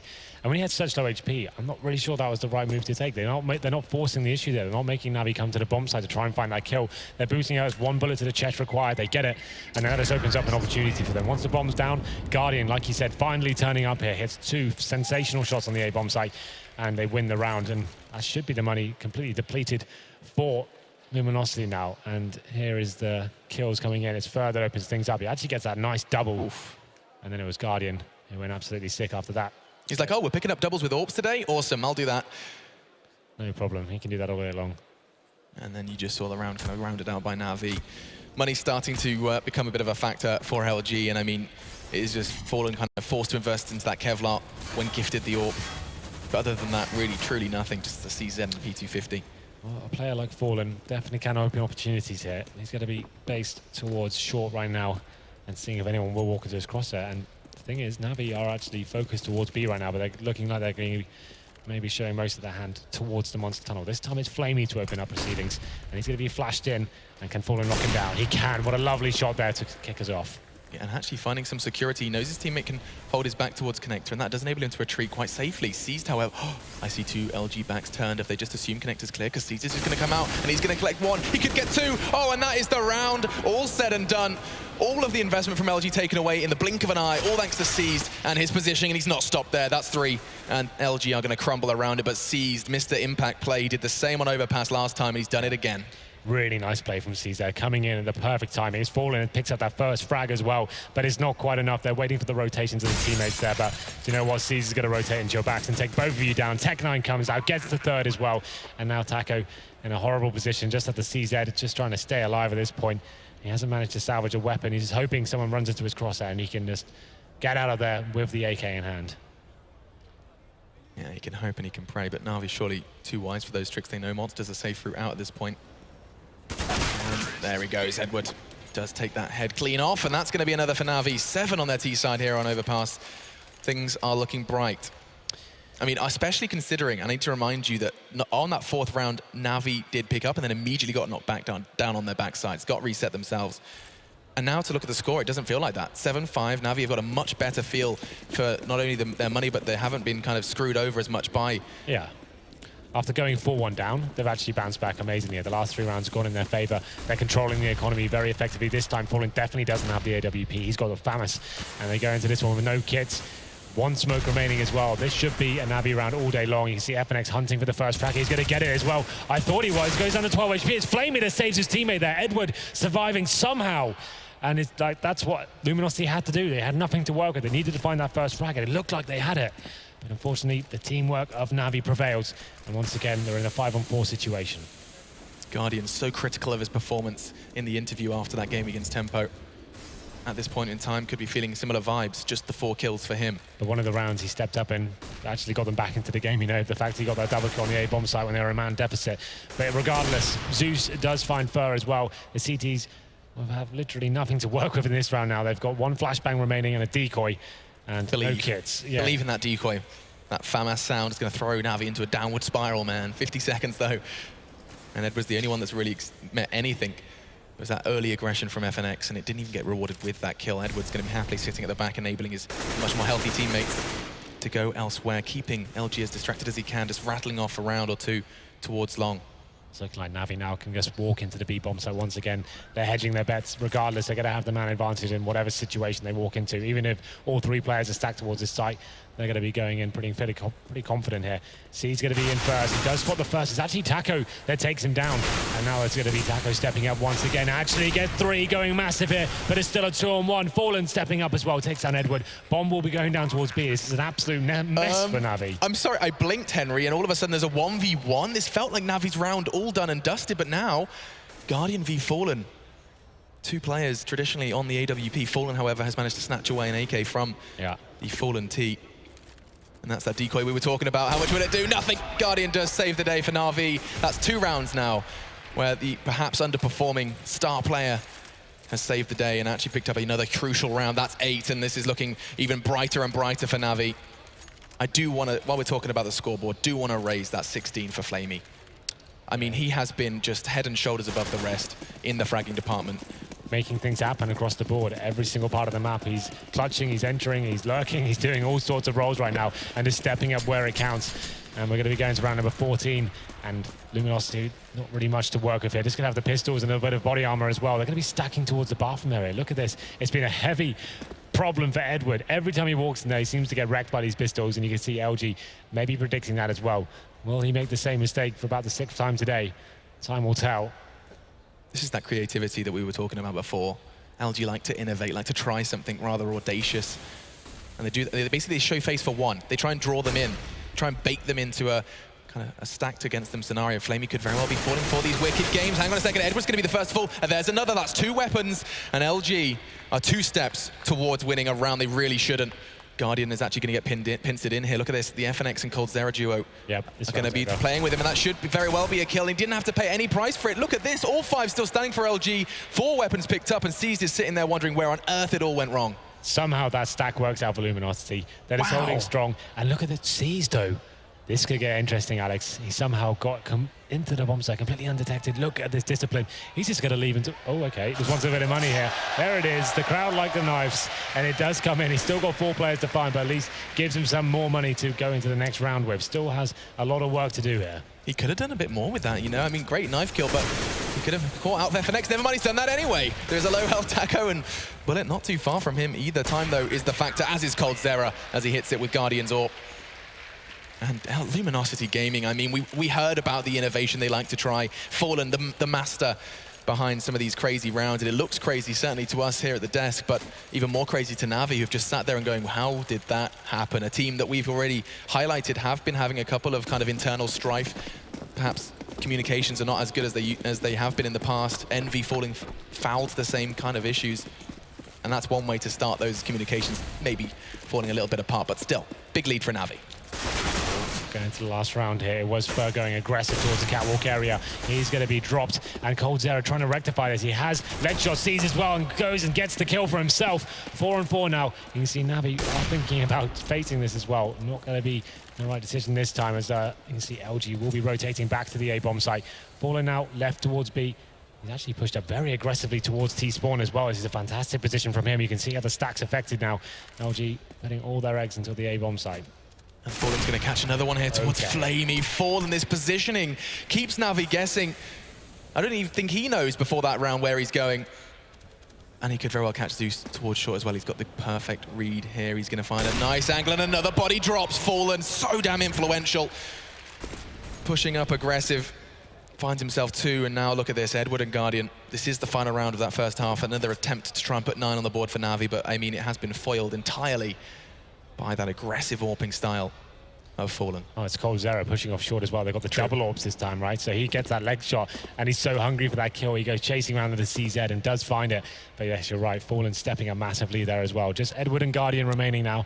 And they have only got 30 seconds to play with and 4 players to find. This is round number 15. They can't save here. So Guardian making his way emphatically up towards long, trying to find that first pick. They don't really have much time to even smoke the bomb site. He's going to be running in with some Molotovs and seeing what they can do there. Yeah, gonna molly towards Optimus, molly towards Bank, and just pray, hope, and nothing's going to come of it. There goes Cold and FNX to wrap things up, and LG keeping things so damn close coming into our second half of just our first map here in our first semi-final of the Intel Extreme Masters Season 10. LG looking to avenge their Brazilian brothers who fell in the quarterfinals to this very team. And now they have to try and make something happen on their T side.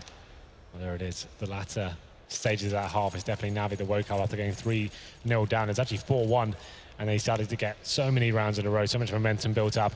And it just seems like the economy ran away from Luminosity for a little bit there, but it's a pretty equal half. It's going to be NaVi now on the CT position. We'll see what they can do with this. Luminosity have got 4 sets of armor and 1 utility player in the form of Fallen as well. Smoke grenade, flashbang, and a HE. We'll have a look where they'll be heading as well. It's looking like a potential B split here, and that's where Fallen is heading with the bomb. Guardian going pretty aggressive towards mid as well, and he's actually going to hear some footsteps and decide to fall back here as he was towards connector. Going to be trying to get away with his life here, and this is the B split we're talking about. It looks like it will be a very fast play. The smoke will be going towards upper once they make their presence known. Huge amount of information gathered by Guardian there very early. A fast fountain peak, and he knows an abundance about where this round is going, because look at that, you can just see, actually still Guardian and Edward are lingering on A, maybe not quite convinced by what they initially saw, but it'd be right to make that call. There's a smoke towards upper as well, and there's more of that contact play. Big grenade there, could do a ton of damage as LG make their way onto the bomb site now. Oh, but look at Flame, he's already taken down 2. He could get a 3rd here. They're lining up, and he's just like a guillotine. 4 heads, 5 heads! Oh, Flamey dispatches of the entirety of the opponent's side. Luminosity fall, and that USP precision. His head was vulnerable the whole time, but so was theirs. That was absolutely sick. What? Well, that's one way to start your second half. Look at this. Just chopping them down to size. Who's next, he asks. at that point when he was crouching, thought, wow, they're not even killing me. I'll just keep going with this then. Somehow getting away with it. Finds all 5 kills as well, all precision headshots.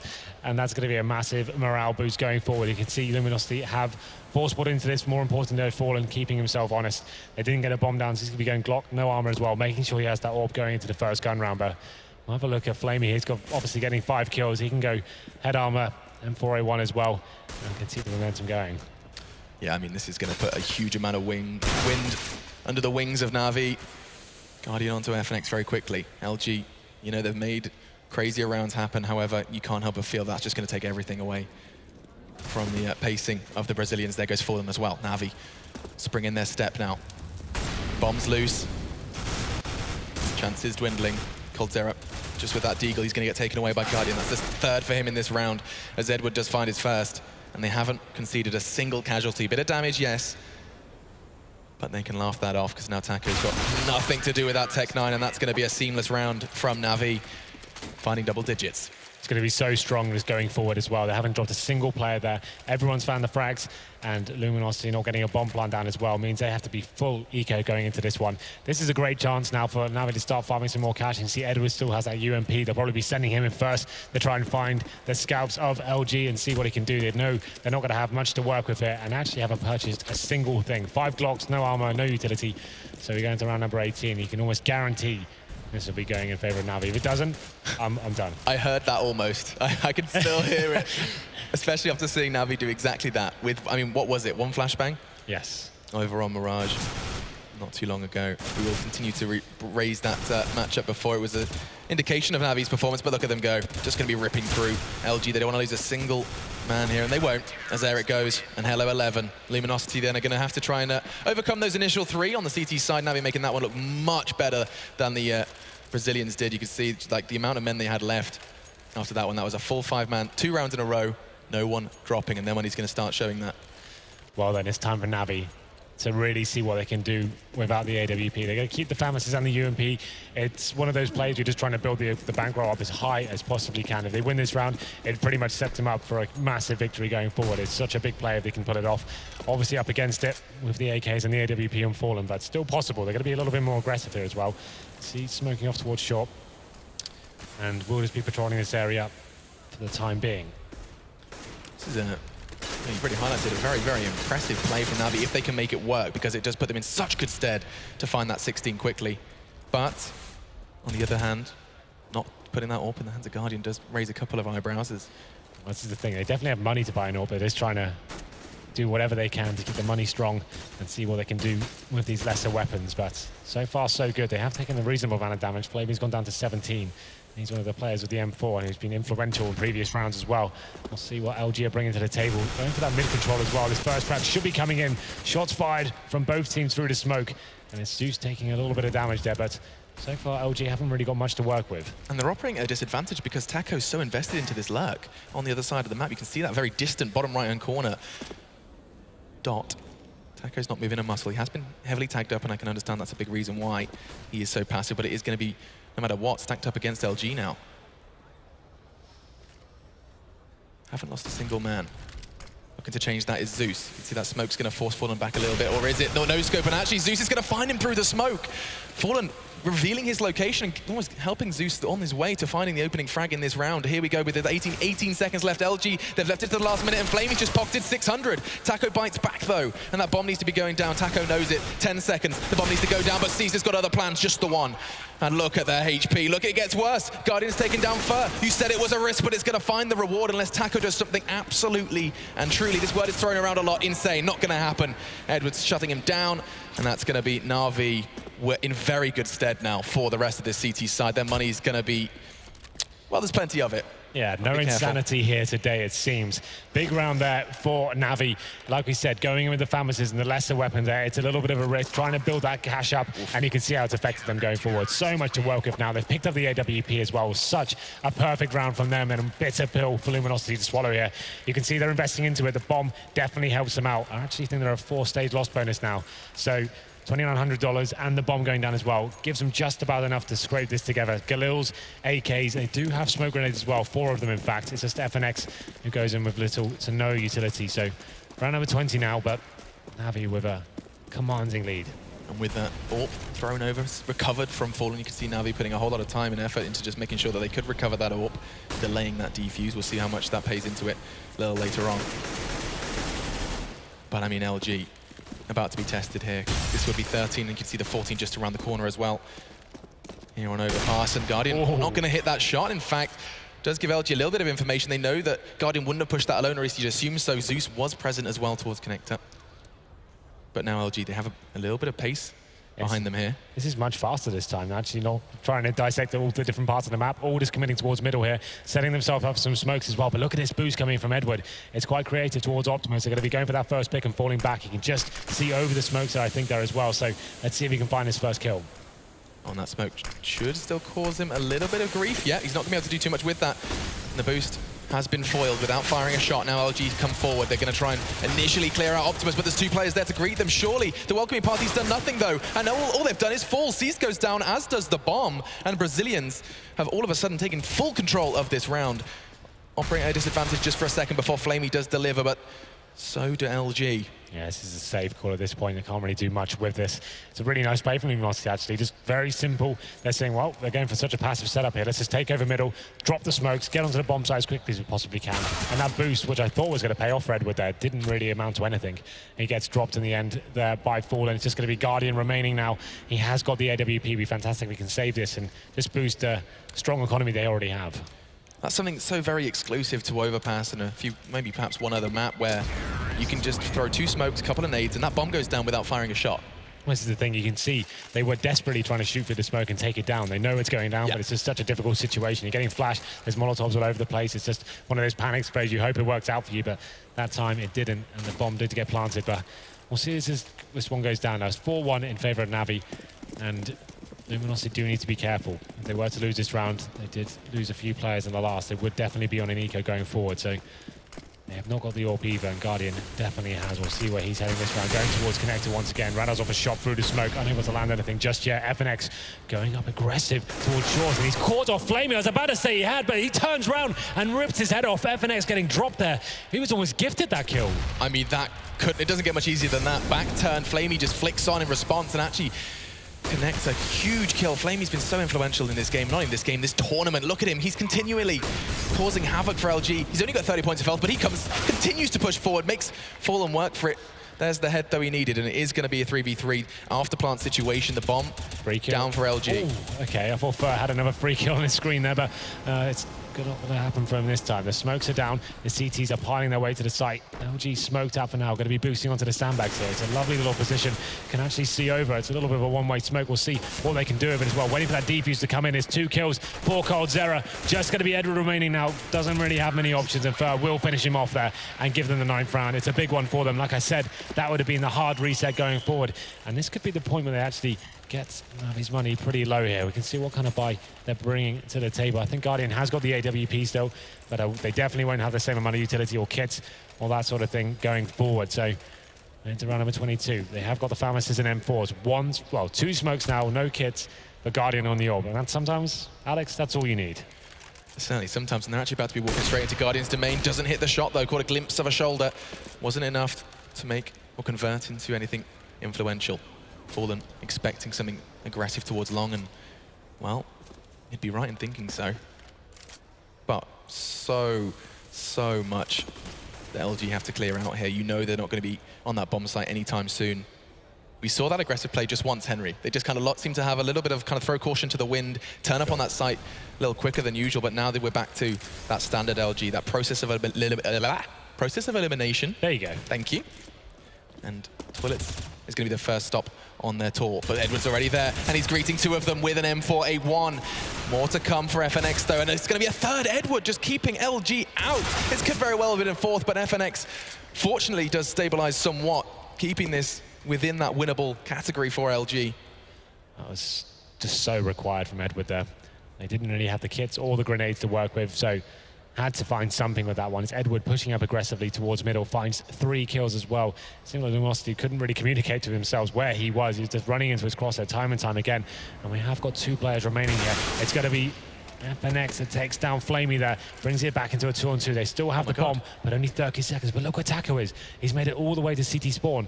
And this could be perfect, considering the CTs are actually out of position completely. We have C's towards shore and Zeus towards the fountain area. They're going to get a free plant here. And FNX set up in the bathrooms perfectly. This is a weird one, because FNX still hasn't got the bomb down. Taco's surely going to make the call, like, yeah, now, 10 seconds. And that's given Seized and Zeus enough time. Zeus, oh my God, he's going to come behind them. 5 points of health. Now just 5 seconds. There's not enough time in the round. This is going to be awful. LG had that site wide open. They didn't know it. Of course, hindsight is 2020. Now Taco is trying to make the best out of a bad situation, but the round is going the way of NaVi, and everything correlated well for LG there. That whole altercation towards Connector could have gone so badly for FNX, but he picked up that one and managed to creep his way back towards the site. Everything was going well. Taco took a little too long to make that call, to say it was clear, and they were unwilling to take that risk. It looked like they had full control of that situation. Like you said, when you get to a CT spawn, you've actually looked at the bomb side, so it's clear. He needs to be getting up there much quicker. It was just a perfect timing coming in for NaVi there. As the backstab comes in, the bomb is dropped. They only had 5 seconds to play with towards the end, and picked up the bomb, wasn't enough time. And we'll have a look at the cash coming in now. Oh, it's not good, Alex. It's not pretty. Is it starting to look closer and closer to that 16? It's looking grim. So after losing that round, it's a full reset. Only $1,400 coming into some of the accounts, and we've got Fallen on 1,400, Cold Zero on 1,500, Taco and FNX on about 2K. Fur does have just shy of 6. So I'll be interested to see what they bring to the table. Taco did save an AK-47, right? So there is options to drop maybe 2 Galils and then go with Tech 9s. That would be a ballsy play, I have to say. That would be a scary moment going forward. I would say try and use the AK with the Tech 9s and not fully force into this one. Maybe get some smoke grenades down. Let's go for a full execute towards B. Get that bomb planted, and maybe Taco can stack up with his AK-47. That would be a logical reason. If they fully force buy into this, they're pretty much done. It's do or die if they do choose to make that call. And hang on, that full 5,000 has been invested. Do or die is relevant, Henry. All right. Well, they did have one player with around 5,700, so it's going to be that 1 AK, the AWP, and 3 pistols. This is a little bit scary. This is nerve-wracking, not only for us, but for LG, as they are investing pretty much their chances of Overpass hanging in the balance of this round. NaVi closing in on picking up a map that they did manage to overcome versus Tempo Storm. If they lose this round, they go into potentially match point for NaVi with $1,900. So that would be pretty much it. So they need to make this work for themselves here. It's a huge investment. It's going to be Taco and Fallen with the weapons. FNX, Fur, and Cold Zero coming with the pistols. Zeus goes aggressive towards middle, trying to find some bit of intel there. Rattles off some shots, but it's not going to be landing on anyone just yet. We'll see where Luminosity is starting to go. You can see they're very passive right now, just holding back and seeing if there's any aggression coming in. There it is. Guardian does spot one, and he's going for the face again. Oh, I thought he had him there, and he will just be smoked out for now. Okay, Taco playing some risky games there. He's, of course, one of the 2 players wielding that AK, going for almost a second peek towards Guardian. Makes the palm sweaty, but no knees weak just yet. LG still haven't conceded anything at this point. They have all of their utility. I say all of their utility, what limited choice they did bring through. 2 smokes, 2 Molotovs now, and NaVi just answering back, locking them out for now. And Zeus went massive here before. Can he find this first frag? It's going to be FNX waiting for him. He's only got the PT-50 there. I think Zeus did spot him there, you're right. So a little boost coming in there. Fallen is looking above the smoke. They're going to be aware he has an AWP now, so you can see them adjusting themselves once again and probably going to a more passive setup here. It's Guardian waking up now, takes the head off Fallen and brings it into the 5-on-4 as well. Oh, it looks like NaVi have woken up. They're not going to be falling for this, and Guardian's got another one. That's going to be 2. The rest have to kind of walk to his domain. Fur has scooped up that AWP, but what can you do with that one? Looks like something, because goodbye Guardian. What was that now? 25 seconds. LG, we've already highlighted just how important this round is. Now they have to do it with just 2 AWPs against the world, and now Cold Zero's done it. And the bomb is going down. Henry, I don't know what to think, and neither does Flamey, because look at his positioning. Seized is just going to try and keep those all eyes on him, waving his hands up in the air, saying, look at me, look at me. Oh, Flamey's in full ninja mode. I think Cold Zero's got his eyes on it, though. This pincer movement's going to do nothing. Oh my God, LG, you've done it! Cold Zero picks up 3, Fur 2, 2 versus 4, and Luminosity, they put everything into that round, but so did Cold and Fur. And that was unbelievable. They're still fighting for Overpass. I can't believe what has happened there. NaVi getting all those picks. It's a 4-on-2, like you said. Guardian's already picked up 2. He's made 2 of the biggest kills he had to. and then he jumps up and faces again. There was no real opportunity. There was no need to do that. He's given them an opportunity for no reason. Make them come to the bomb site. You've got the crossfires there. You know they've got no time to go anyone else. Make them come to the site. Don't give them another opportunity to actually get a shot there. He dies, and then it's coldzera that picks up that AWP, and it just goes horribly, horribly wrong. And look what's happened here as well. NaVi have been forced onto a save. Oh, it's just completely reset them. They're on 1400. Yeah. Brutal. I mean, the boots is on the other foot now. Yeah, truly it is. It's crazy. This welcome to CS. 1 round, 2 versus 4, and everything you thought you knew about this Overpass game is about to get turned on its head. Now LG are in full control, and they're going to be able to close this gap quite quickly. This should very well be 11, potentially 12, considering that money and that round loss bonus is going to be right back to 0. And Guardian, they just want to try and take something away. Give me a weapon, please, because right now he's running around with a P2K.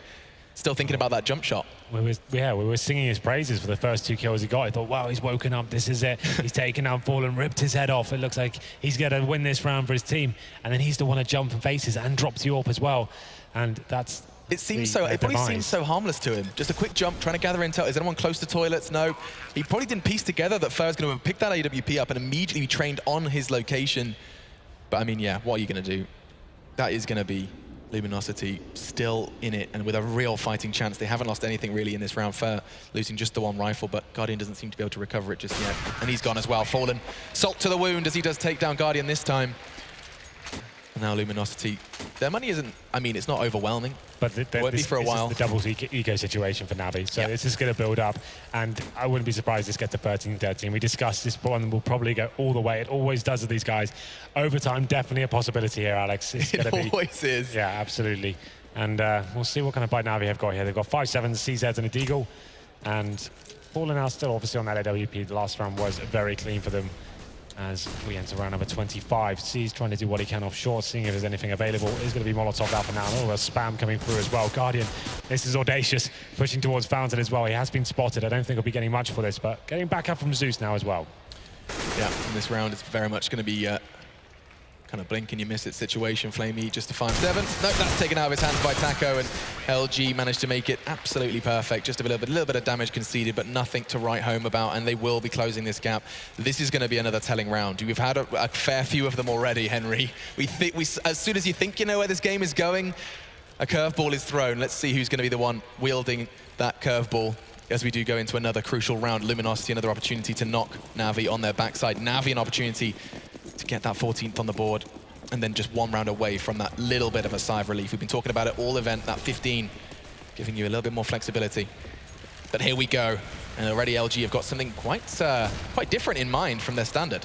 Well, it's Guardian going aggressive from the B bomb site here, looking to get the first pick. He's going to be smoked out for now. We'll be opening up that connector door, and I'm assuming maybe a teammate will open it for him, and he'll just be ready to take this shot, and it's such a perfectly executed strategy there. It's coldzera. Didn't know what the hell was going on, but the T's are reacting fast. His team kills coming in. Fallen actually gets seized as well. This kill is it. It's going to be Guardian. Now it's time to fall back, and it's Fallen going to be capitalizing there as well. As I said, you've won the round at that point. Why are you giving your up away? But still, Fallen battling on here. It's going to be a 3-on-1 situation after such a glorious play there from the CTs. I love that play. It looked like it was going to fall apart a little bit, but it's actually Fallen and comes in with the TK.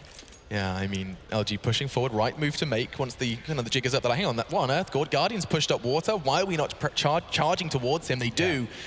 But it's just through the smoke. It's just pandemonium there. Like, Fallen's just firing off shots through the smoke and hoping for the best. Rips off the head of one of his teammates, but he's getting up towards long, you know, and this is actually, if he had to choose anywhere on the map, this is actually perfect, considering no one else is there. 30 seconds to play with, and he's still looking like he wants to win this round. Win or get that bomb down. He Dream scenario. He doesn't do anything but win, this guy. All he does is win, win, win, no matter what, Henry. Is that what you're telling me? No, don't start singing. I'm sorry. We spoke about this before the card. You're right, okay. Songs aside, 10 seconds of Fun's going to have a wide open sight here. He could plant towards bank. He could Oh. plant towards bank and make this really interesting, you know. 5 seconds, he knows it. Yeah. He's going to get that bomb down. Right in the nick of time, and NaVi are going to be sitting there quite literally on the opposite side of the map. Oh. And he is just waving a flag saying, come and get me. 17 points of health in a dream. This would be an ace clutch from Fallen. I'm believing. You're a bit of a believer. Would you suggest that you don't want to stop believing? Why don't you cast around? Okay, tags up. 1. He's going to get... Oh! I'm starting to believe as well, Henry, because he's gone and taken Flamey. Oh, Stop blowing my mind! This is going to be absolute madness. A round that we will forget, because there goes Zeus. Saving the day for NaVi, but could you stop? He's actually got away with it. Zeus is out of the round. No way. Oh He's my actually God, won the Fallen round. has done this. I thought Zeus had time, but no. Luminosity. I told you, you've just got to believe sometimes, Alex. 17 HP, 3-on-1. Looked like he was just going to be going for the bomb, but somehow 2 of the sickest shots we've ever seen. That was unbelievable. How did that just happen? I don't believe This second shot, I want to see how this went down. Oh my God, it's so fast. Fallen could very well have just kicked Natas Vincere out of Overpass, 13-13. And to think that round started with a TK from that very man. He got 6 kills in that round, basically. Zeus, Yes, of course, not present. And Taco is starting with a bit of a fast one, trying to push NaVi further onto their backside because they are surging forward now. The bomb's still loose, so I'm going to calm down. But, oh, okay. We are being treated to a sexy game of CS, Henry. That's one of those I drop the mic moments. As soon as that happens. Drop the jaw, more like. Oh. Oh, man. Oh, man, oh, man. I can't believe it.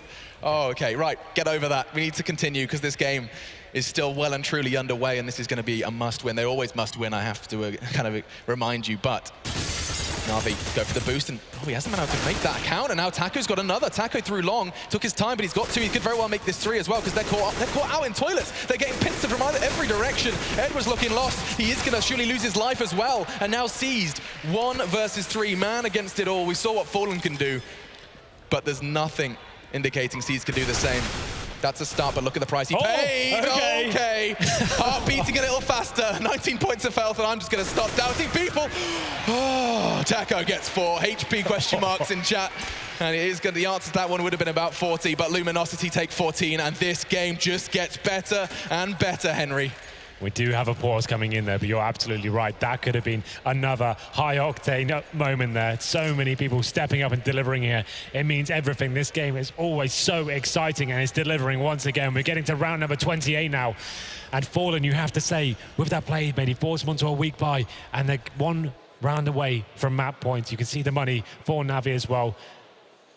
3,500. They are going to be forced buying into this as well. So the score is 14-13.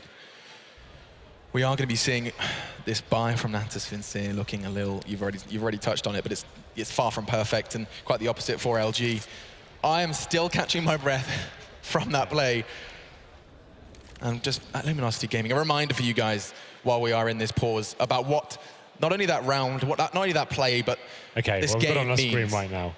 This is crazy. The fact that they had no one on the A-bomb side whatsoever is kind of nuts to begin with. The fact he's got that bomb, as soon as he gets a plant down towards bank, he's in business right now. We know what this guy's capable of. That shot's sick, but it's this one that's absolutely mind-blowing. What the hell is going on there? Slow that down for me. I just can't comprehend it. And then Zeus goes hunting. It's the only option he has, but he's drawn him back. Fallen just have their initiative immediately after picking that to just retract, get as far away as possible, get to that tight angle, force Zeus to go hunting. And time was a factor. No kit present for Zeus. I just assumed that that's something they would have. But no, and now 14. That was the turnaround. That's gonna be madness and something I'm not gonna forget for a while. Memories truly are made here in Katowice, not only for the players, but for everyone involved. The audience still speechless. 14-13 though. And look, I am seeing a distinct lack of nades for that CT side. 2 flashes to hold off and a fully bought LG. This is the thing. Smokes are so key on this map. You need to be locking out the key choke position. You see Guardian now making his way towards Monster Tunnel, trying to find those first frags. Got a boost towards short as well. But you have to feel like NaVi had this game tied up. And it was a huge play against Luminosity back into this one. But this round is definitely going to be another massive one as Fur edges his way out towards long. No presence from the CTs whatsoever. Edward with his back turned. This could be disastrous as he makes his way to the bomb site. Oh, NaVi, this is not a round you can lose, and not in this fashion. Hang on a second, because look at this! 3 frags, 3 seconds, and LG are on the precipice of 15. Guardian's on the retreat. Flamey as well, but oh, Guardian not falling for that aggressive play from Taco, trying to cook up something spicy. Backing away, they need these weapons for even a chance at staying alive in this game. And Guardian's got another. Wow. It's pretty incredible that LG just decide, well, there's no one towards long, let's just completely walk onto the bomb. So they know the money's pretty low there for NaVi. Guardian did have the AWP, but he's all the way over towards the B bomb site, so he's no help to them there. And they're doing a stack towards middle. It's a bit of an all-in play, and they get punished for it as well. That's going to be round number 15 coming into fruition for Luminosity, and all of a sudden it looks like they're going to be taking this first map here. NaVi, after that huge play, looking down the barrel of map 1 going against them. They're going to have not much to play with here. They've got a Mag 7, Famous, CZ, and a Deagle. 1 M4 on towards Flamey as well. But once again, Alex, this game... LG, they strike such a balance between this very reserved, methodical style of play to then just going like that. Fur just walked into the site like, hang on a second, get with me, Taco. And now they're on 15. This could very well be map 1 in this best of 3 series going the way of LG unless NaVi can piece it together with this rather half buy. Everything invested that they have remaining. And LG taking it on the default. It's Fur and Taco, that long duo that was so successful before, are going to be trying to make something happen, but Fallen's already done it. Seized, trying to get some information. Well, that is a form of information, not the most ideal kind, though, as he's gone. And look at this, Fur and Taco have done it again. They're at it again, the same old hijinks. Now Guardian is the one that's going to have to try and deal with them while the entire call is made, and that safe route through long is going to be explored. Really nice shot there from Guardian to bring this back into contention. He has founded one, but he is dropped. Flamey now, one of the biggest players remaining for NaVi, has got the M4, takes the kill onto Coldzera. 3-on-3 still. NaVi not out of this just yet. The bomb yet to be planted is actually on its way towards long right now. You can see Fur just hunting for information here, and Zeus could fall into his trap. The timing is going to be so impeccable from Zeus, though. It works out. The Mag 7 prevails, and we go into the 3-on-2. Could this game get any closer? FNX and Fallen are still in the running for this one. 40 seconds.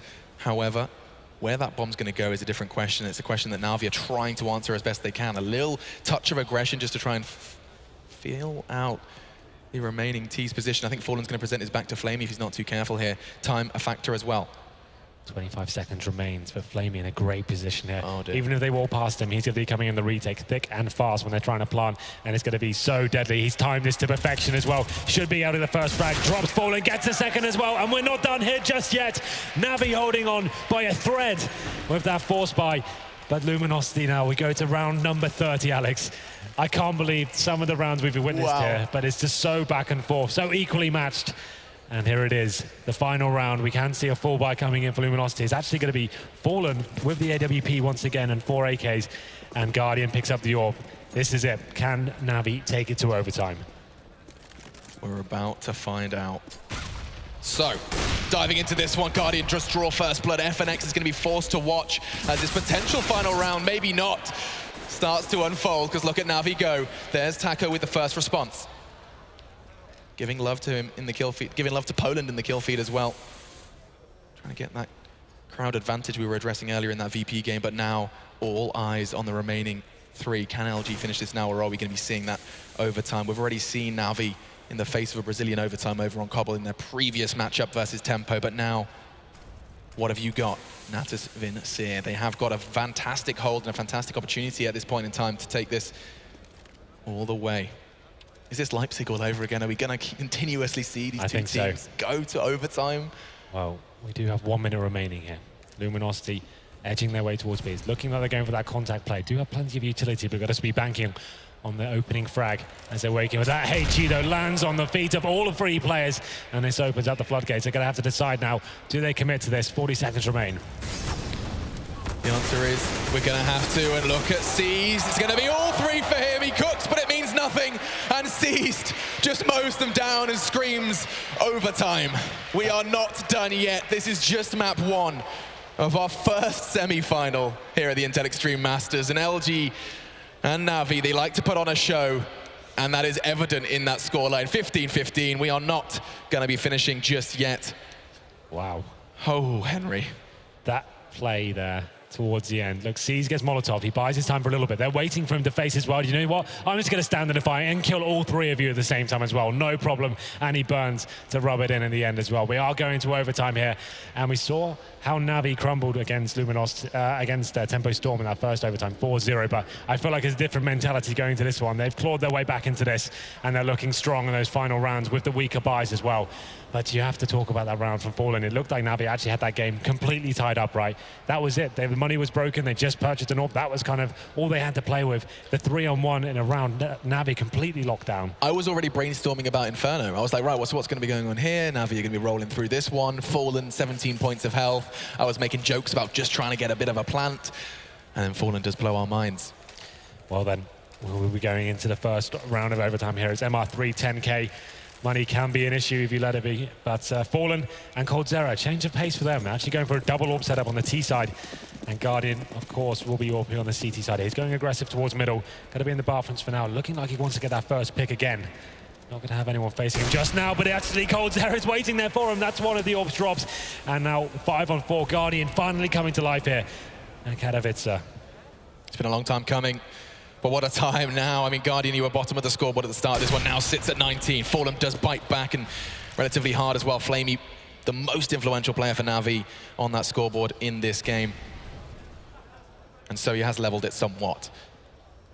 Time's still a factor because you can see how much progress Taco has made without being spotted. But now he can start to apply pressure, and Seized thrives in that scenario.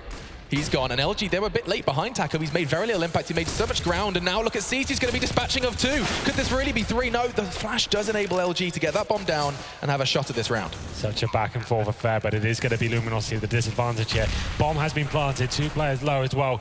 The retake coming in from Guardian. He's towards short, looking to find any players he can. They're falling back towards Monster Tunnel as well. Very passive setup, actually going to be stabbed in the back here, but Guardian's aware, gets the shot, he actually misses, and now he's going to be in a difficult position, but he rectifies it straight away, going for the double. At least the CTs know where FNX is, and Zeus is the one to shut him down as well. Diffuse comes in, and it's Guardian to open up the map, but you can see how back and forth this is. As soon as Guardian gets a kill, Fallen's on the other side of the map getting one as well. It comes down to a 2-on-1 in the end, but NaVi prevail. Almost takes it as a cue, like, oh, I better go start finding someone. Goes hunting, goes aggressive. A very, very aggressive play from Fallen. You haven't seen that before. Pushing all the way through water, not even needing to check his corners, immediately realizing I need to level this one out fast, and he does, taking down Flamey. Not enough, as Natus and Seer have just pulled out something you don't see every day.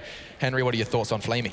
Auto sniper on Overpass. I can't say I'm a huge fan, but looking like they've got a little plan for this as well. This is actually really interesting. This is pretty OP. It's a B rush coming in. The auto sniper's going to go absolutely ham. Finds 2 kills, an FNX drop, and the bomb's going to be going towards that area as well. They've just been absolutely rattled there, and now it's going to be a 5-on-3, and they can't believe what just happened to them. I really can't either. Taco doesn't want LG to be out of this one just yet, as NaVi keeping our hands firmly on the pulse. As here we go, pushing forwards, and it's going to be Taco who gets a second and a third. Taco is stepping up in a big way. Guardian lands a nade into the pocket of him though. Edward's there as well, and Fallen, you've impressed us once. Can you do it again? The bomb is down, so half the work is done for him. 2 are about to line up, that's 1. This is the situation. Fallen laughs in the face, and he has done it. He keeps it level. Fallen, the clutch man, the man of the moment, has brought it to 16-16. Everything pointed to NaVi picking that one up, and that huge investment of that auto sniper falls flat. And well, to be fair, just yet. It gets the first 2 opening frags. It looked like that round was over, but somehow Luminosity come into the bomb site, find the AK kills, and give Fallen a winnable situation. He just needs something to work with. The bomb was down, and like you said, as soon as he knew where the CD players were, you knew he was winning that all day long. 2 great shots to secure it there. So calm under pressure, and it comes into 16-16, the final round of the first overtime here. It's going to be a difficult situation for the CTs. Have got double orbs, but Famouses as well. I mean, Taco was really a huge part of that. 3 kills.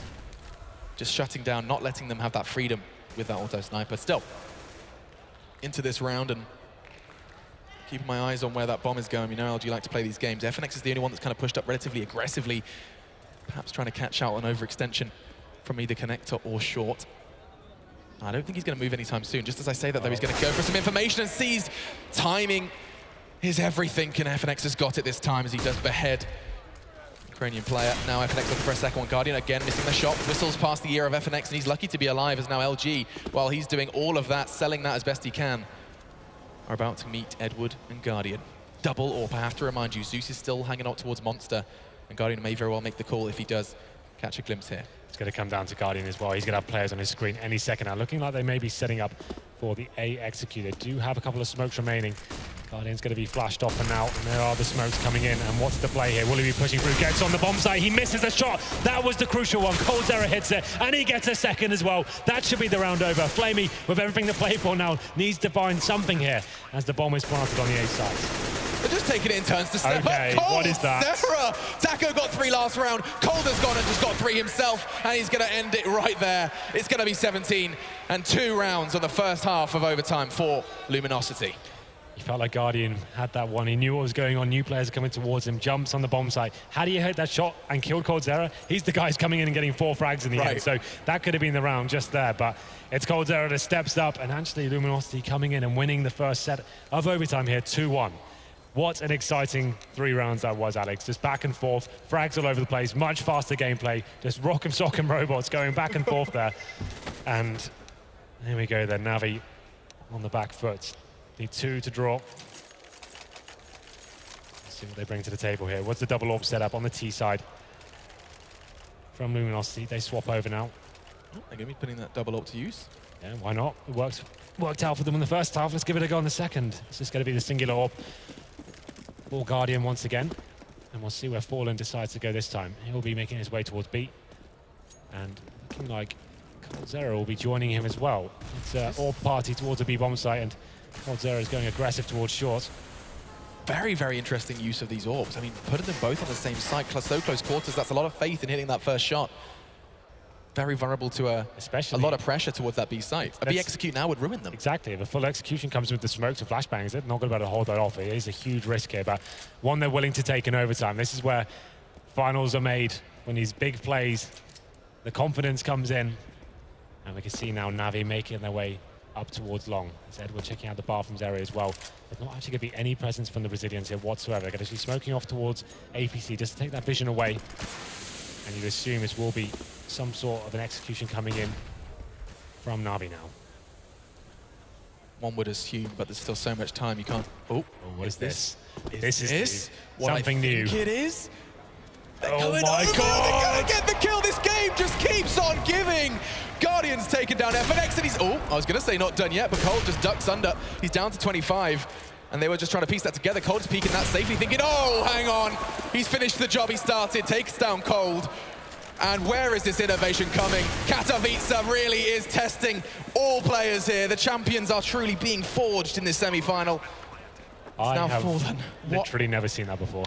That is something new. When you're in overtime, sometimes you need to roll out the big guns. And that definitely was an interesting play. Very creative, very interesting. That's the sort of stuff you save for the big lands. And that's pretty sick. Smoking off, taking the vision away from the CT. Did you see what that bird's eye view had of the bomb site? That was incredible. That was, like, you don't get one of those plays most games. We've just got like 3 or 4, Henry, in one game. This is our first of the best of 3 now. Fallen's just roaming around trying to make some sort of impact. Try and take something, a glimmer of hope, but no. And NaVi, how long have you been sitting on that one?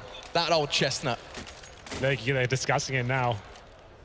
But I don't think anyone realized what was going on. You could see Luminosity was like, okay, where have you just been shot from? I mean, watch this now. Watch coldzera. He has a shot fired at him. Look at this. So keep your eyes on Cole. Keep your eyes on Cole, because he comes up and he sits there so openly. A shot comes in and he sits there like, what was He got legged that? as well. And then, so he legs one, kills another, and he's still not even being shot at that. That's so cool.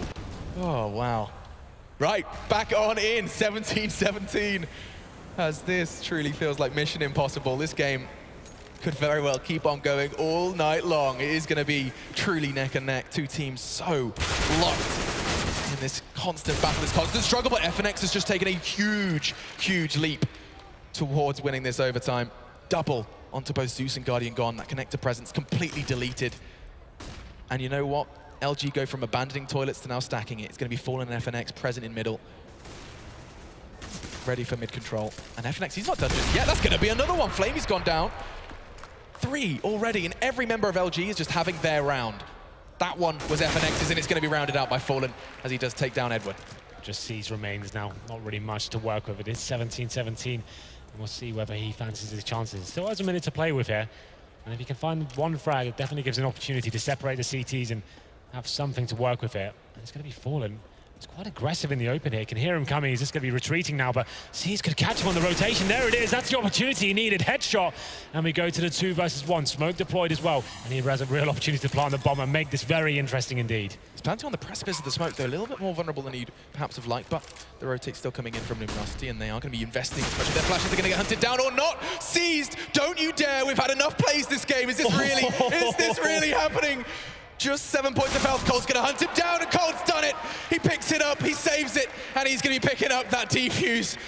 Okay. I told you, as soon as he get that one kill, that's all he needed. And he gets the bomb down, it comes down to one-on-one as well. Cold's error, definitely feeling a little bit uncomfortable there. Didn't have a kit, only had the Famous to work with, and somehow comes out on top. But what a play from Steez. Did everything he could to at least make it exciting, and did he deliver? At this point, I don't know what to believe. When do I write out a team? Never, it seems. Never. Here in Katowice. Never in this kind of stage of the tournament, and these two teams, any situation is possible. We've seen it now. This is truly crazy. Could we see a double overtime? Definitely. LG trying to force this right now. They want to get this done, setting their sights on the second map. This is just map 1 of our first semi-final, folks, and it just keeps on giving. As Luminosity want to wrap this up right now, 5 kills could potentially secure what has been a very hard graph for both teams. Both of them blowing our minds with some truly beautiful Counter-Strike. Oh, is it happening again, Henry? What is this? Oh, good God! Guardian takes down Fallen. I just don't know what to say anymore. Where are all these coming from? This is so sick. This has just been saving this for the big LAN opportunities, and they're delivering just when they needed a kill. Looking down the barrel of dropping this first map, they're actually coming in massively here. Another 3-man boost takes down Fallen towards long. Unbelievable scenes. Oh, man. And of course they get the kill. Of course they take down Fallen. Cold levels it out. That's Zeus gone, caught with a nade in his hand. 45 seconds, and LG, while they do get their head around it, or rather Fallen, while he gets his head around that loss, the rest of them, the 4, continue on. First holding a tight angle. FNX has taken down Edward, 3 kills away now. Flamey, you've been so good. Can you continue to be so? Yes, is the answer to that question. He can't quite catch the glimpse of another. Caesar's got it, done it even better, taking down Fur. Now Cold and FNX. FNX, though, has just got huge. 3 for him. Cold needs to take the 56 points of health away from Flamey to take this first map. This is all onto one man. One man we've already seen huge stuff from. Winning a 2v4, can he do the 1v1? Flamey's sticking around here, Henry.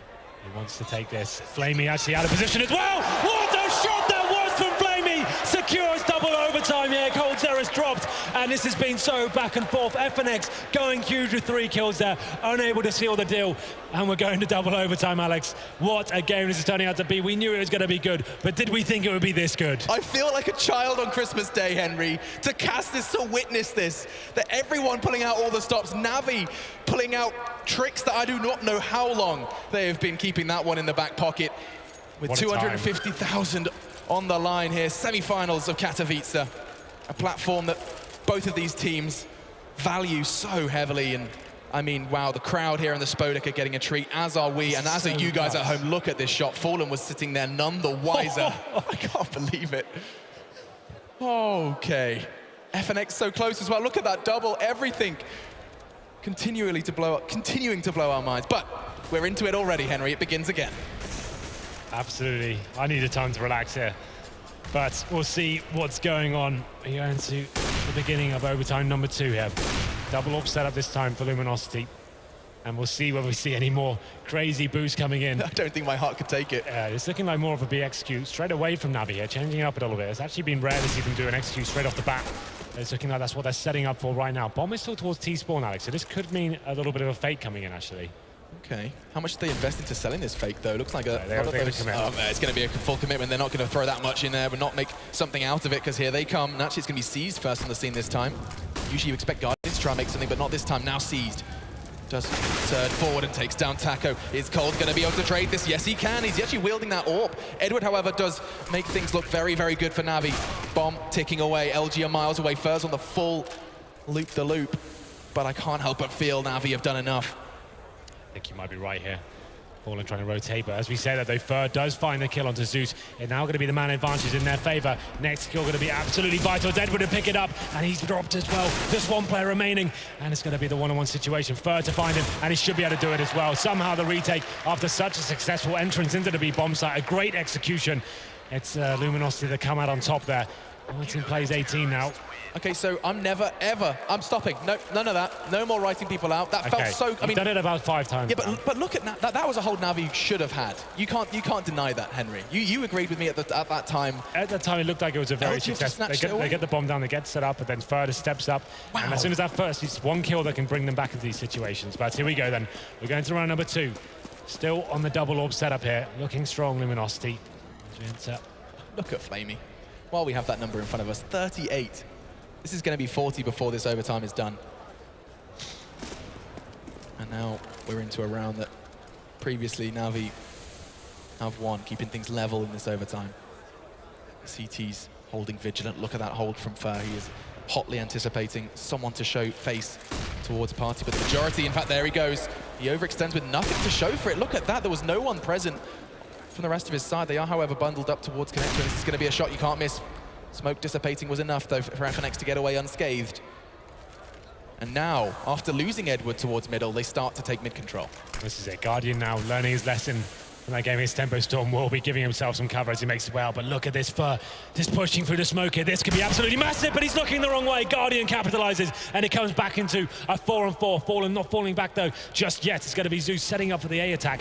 And it's looking like the CTs may be retreating as well, smoking them off, delaying them slightly. As we enter 45 seconds remaining. They've still got so much time, and NaVi could very well change their minds. I think Zeus is going to be a little bit of a scout for that one. But Zeus comes in. I'm not surprised to see Guardian just getting himself higher up. In fact, that's what we've seen so many damn times now, whether it's on teammates or on walls. Guardian high in the sky. 25 points. 25 seconds, rather. My mind's still boggled by the fact how close this game is, and actually he's going to tag onto Fallen. He's still breathing, and that's a real big problem for NaVi. Zeus, however, just gets one, but LG, a flurry of frags too. Fallen and Coldzera both connecting with their orbs, and they're not done yet. A tag onto Flamey, but with him still breathing, he can hit shots like that. Anticipating the presence from behind, he's in a 1v2, and it looks like Taco can stabilize. That is going to be the 20th then for LG.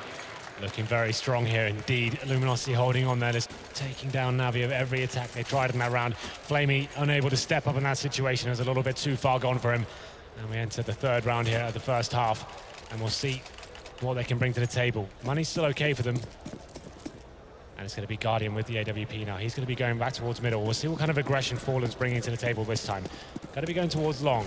And will we see another creative boost coming into this one, Alex? We've seen a few so far. Have they really got more up their sleeve? I feel like they don't even have a sleeve anymore. They've ripped it off. They're rocking the tank top C9 style. And that is all of NaVi's tricks expended into this one. That shows just how much they've invested into this. They really need to pick up Overpass. They know it. And the desk anticipated LG picking this one up. And NaVi are keeping it so damn close. It's a very different change of pace here. You can see they've gone very defensively indeed. LG don't want to give anything away. Want to make sure they secure this 3rd round. If they were to get the 3-0, it'd be absolutely huge here. But NaVi, slowly but surely, dissecting that mid area. C's just working towards B, throwing smokes there and trying to keep the 3 CTs remaining towards the B side of the map. Look how much utility the CTs still have. And look at that stark contrast on the T side. They can keep them at bay for days still. Unless they just choose to push through mollies, through the fire and flames. I doubt it. And FNX is actually anticipating a flash push round long. Look at this. It's a high-risk position, but he has been backed up by Fallen as well. But it's Guardian this time that gets the drop on him. FNX fighting back, though, finds Flamey. But look at this, emphatically making their way onto the A-bomb site. NaVi do have full control here. Need to find this next frag, which they do. Zeus takes it, and the plant should be coming in. Tough situation for LG. As I said, I'm not going to write them out, but NaVi can't let this round slip away for so many reasons. Everything pointing to NaVi picking this up, but there's the molly we were talking about. That's the utility that's going to flush out C's. Look at that, he's cooking alive, he's forced to push, but still gets away with it. Takes off Taco's head. Fur and Cold remain. Will make it just Fur, as he is now going to be forced up against the wall. 3 members of NaVi breathing down his neck. The bomb's ticking away, and he knows that chances of this one are completely diminished. Oh, but we know what Smokes have been doing here in Katowice. It's his only option, and he knows it's unlikely. Zeus, fortunately, does have the lineup, and that's going to be a round for NaVi, a much-needed round. Much-needed round, definitely. They get the 2-1, and it had been a 3-0. It would have been such a scary prospect going into the next one, but they managed to find it, and it's a pretty secure round as well. We saw Fur at the end. We thought maybe he could roll in some more magic there, but it wasn't meant to be. The smoke goes down on the bomb, but it's only meant to defuse for 1 second before he's dropped. So, there we go then, round number 4. LG did bring 2 orbs onto their T side as well. We can see Fur considering that as well, but it's going to be the one this time. And what else have we got here? A feel like No there's a auto few- sniper, Henry, I'll tell you that much. Well, that was an interesting experiment, which worked out initially and then fell apart catastrophically. Well, thanks to two men, Taco and Fallen, just picking up 5 kills between them.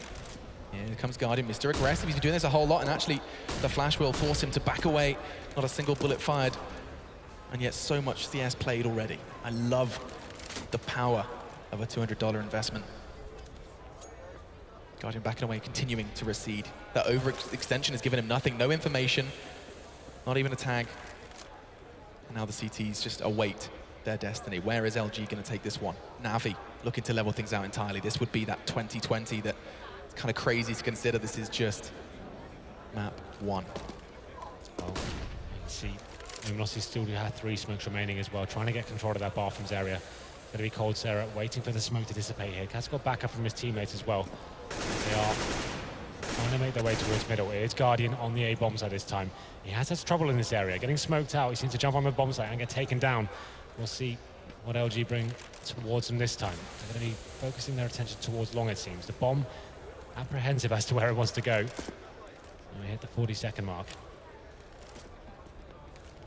Have they taken too much time here? They've got so much still to work with. And NaVi, they've invested almost everything. Edward's the main man with the utility. He's the one that's still hanging about towards the side. But look at Zeus. He's actually just lingering on the other side of that smoke. Will they really push through? LG going to fall for that ploy? Doesn't look like it. Molly to try and flush him out. Guardian's the one training his aim towards long, and it's actually going to be Zeus who does need one, but immediately traded by Cold. That's almost the best way it could have gone for LG. And now Guardian's going to be tested. No more jumping on the box. He has to play this perfectly, and already the bomb is going to be going down. 10 seconds left, and LG do get that plant they needed. Round far from over. Absolutely. 3 on 4 now. As I say that, it's going to be Guardian. He gets dropped. Joining him is Flamey, and now seized. Everything to play for. 4 players to find. He won't be able to do this there. Very slow play from Luminosity, getting the full A execute going in.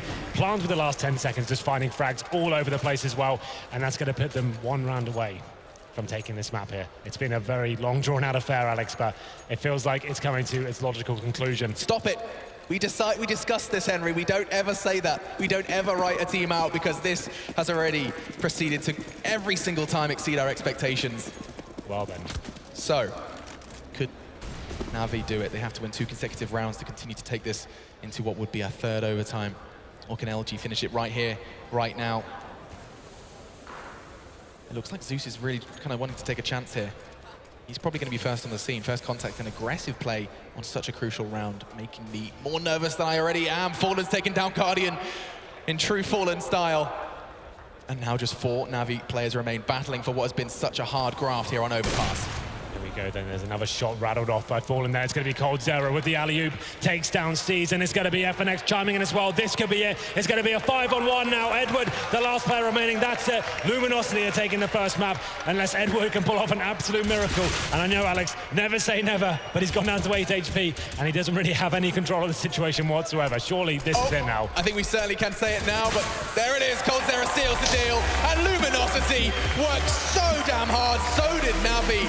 And this game keeps on giving. But just map 1 of the semi-final here in Katowice has been won by the Brazilians as they strike fear into every NaVi fan. I couldn't even tell you what my favorite moment was. There was about 7 or 8 different massive moments there. Each team stepping up, amazing creative play, sick clutches coming in from Fallen. Everyone is having their moments. Flamey with an amazing amount of kills. We talk about this being the best series in Counter-Strike, and so far it's delivered beyond expectation. I can't wipe the smile off my face.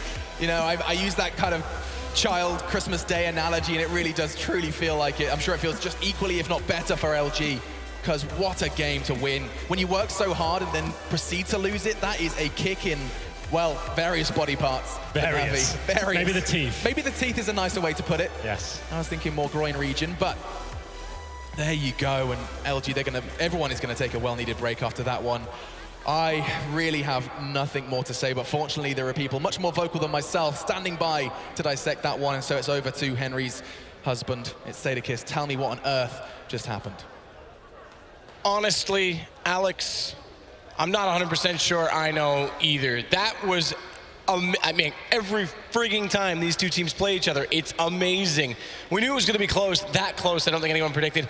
Inventiveness all over the map. Every single player has a nuts round. Let's not forget Falling, killing his teammate, looking out of it, and then pulling the game back in their hands. By all means, dig in, guys. I don't know where to start on this one. We could be here. I mean, we are going to be here all night, but we could be here all morning if we're going to try and talk through everything that just happened. I mean, obviously, I think the thing we most want to talk about are all the highlights. The one point I had, the one that I noticed sort of in regulation, was how much LG was struggling on the CT side to keep NaVi away from the A bomb side. It almost always happened that the LG players were actually really far back, which meant NaVi could just put up smokes and do executes. And I think they sort of failed to utilize the whole restrooms area more. NaVi were very good at putting pressure on the Ts when they were on the CT side. They sort of really made them fight a long time for it. I think that had a big impact on the game in regulation. Now, once it goes into overtime, it's like you just take the playbook and throw it out the window because nothing matters anymore. I mean, there's a level of Counter-Strike you can't even imagine, can you? I would say the opposite. They brought the playbook to overtime. What the hell were those boosts? Yeah, triple boosting and everything. Very, very delightful. Quite very delightful for everybody. I mean, I think the reaction kind of speaks to, well, that these boosts, weren't exactly public, right? I'm pretty sure that most of the pros out there didn't know about these. That a few select might, and then a few select might be pretty pissed right now that NaVi are showing that these are possible.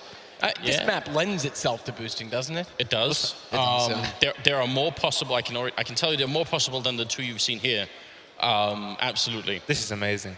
But it's also really important to note, to tell the viewers that this is not illegal in any way. This is just three players boosting on each other. There's nothing illegal here. The most common one you already saw a couple of times was people boosting towards the B bomb site so they can look onto water, right? So the problem here is the nature of the map, right? What you said, how Luminosity played passively in the bomb site, it's what we saw in the overtime as well. And when NaVi goes for something like this, obviously it's going to work perfectly when no one knows about it, right? Yeah. Now people are going to pay more attention to it, but it's an amazing thing to see. I mean, a great innovation. We also have to consider ourselves pretty lucky there that, when they boost, they actually found somebody to take advantage of the boost, because it would have been sick to see the boost, but then it's just like, oh, wait, but that first one, you see the whole A side. Oh, yeah, that one's incredible. So sick. And he re-peeked it, too. The first time he got, okay, wait, the up shot came in. No one called where he was. He peeks again, and then Guardian was just like, I'll take cold down through the wall this time. I know he's there now. We should point out, sort of, just because we might have new viewers or people who are not so familiar with the game. I mean, let's be honest, triple boosting is not something you do a lot in matchmaking or anything.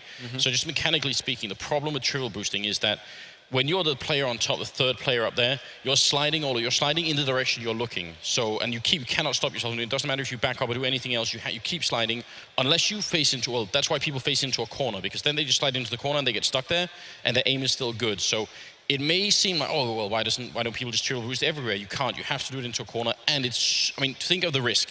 It looks amazing when it works. Think of the risk. Think of how many times they could have tried this, and they would have got spotted. They would have lost 3 players initially from doing some stupid tower in a corner. That's why it's impressive. Well, that's the other aspect of the risk. And the second one, just to be clear, had a very obvious corner. The first one, it was because of the slight protrusion of the pillar that allowed them to clip into it. So it wasn't as obviously a corner, but there was still a texture. Which one? The first one, we saw Guardian shoot into the A site. Yeah. It just had this slight texture sticking out from the pillar in the wall. Right.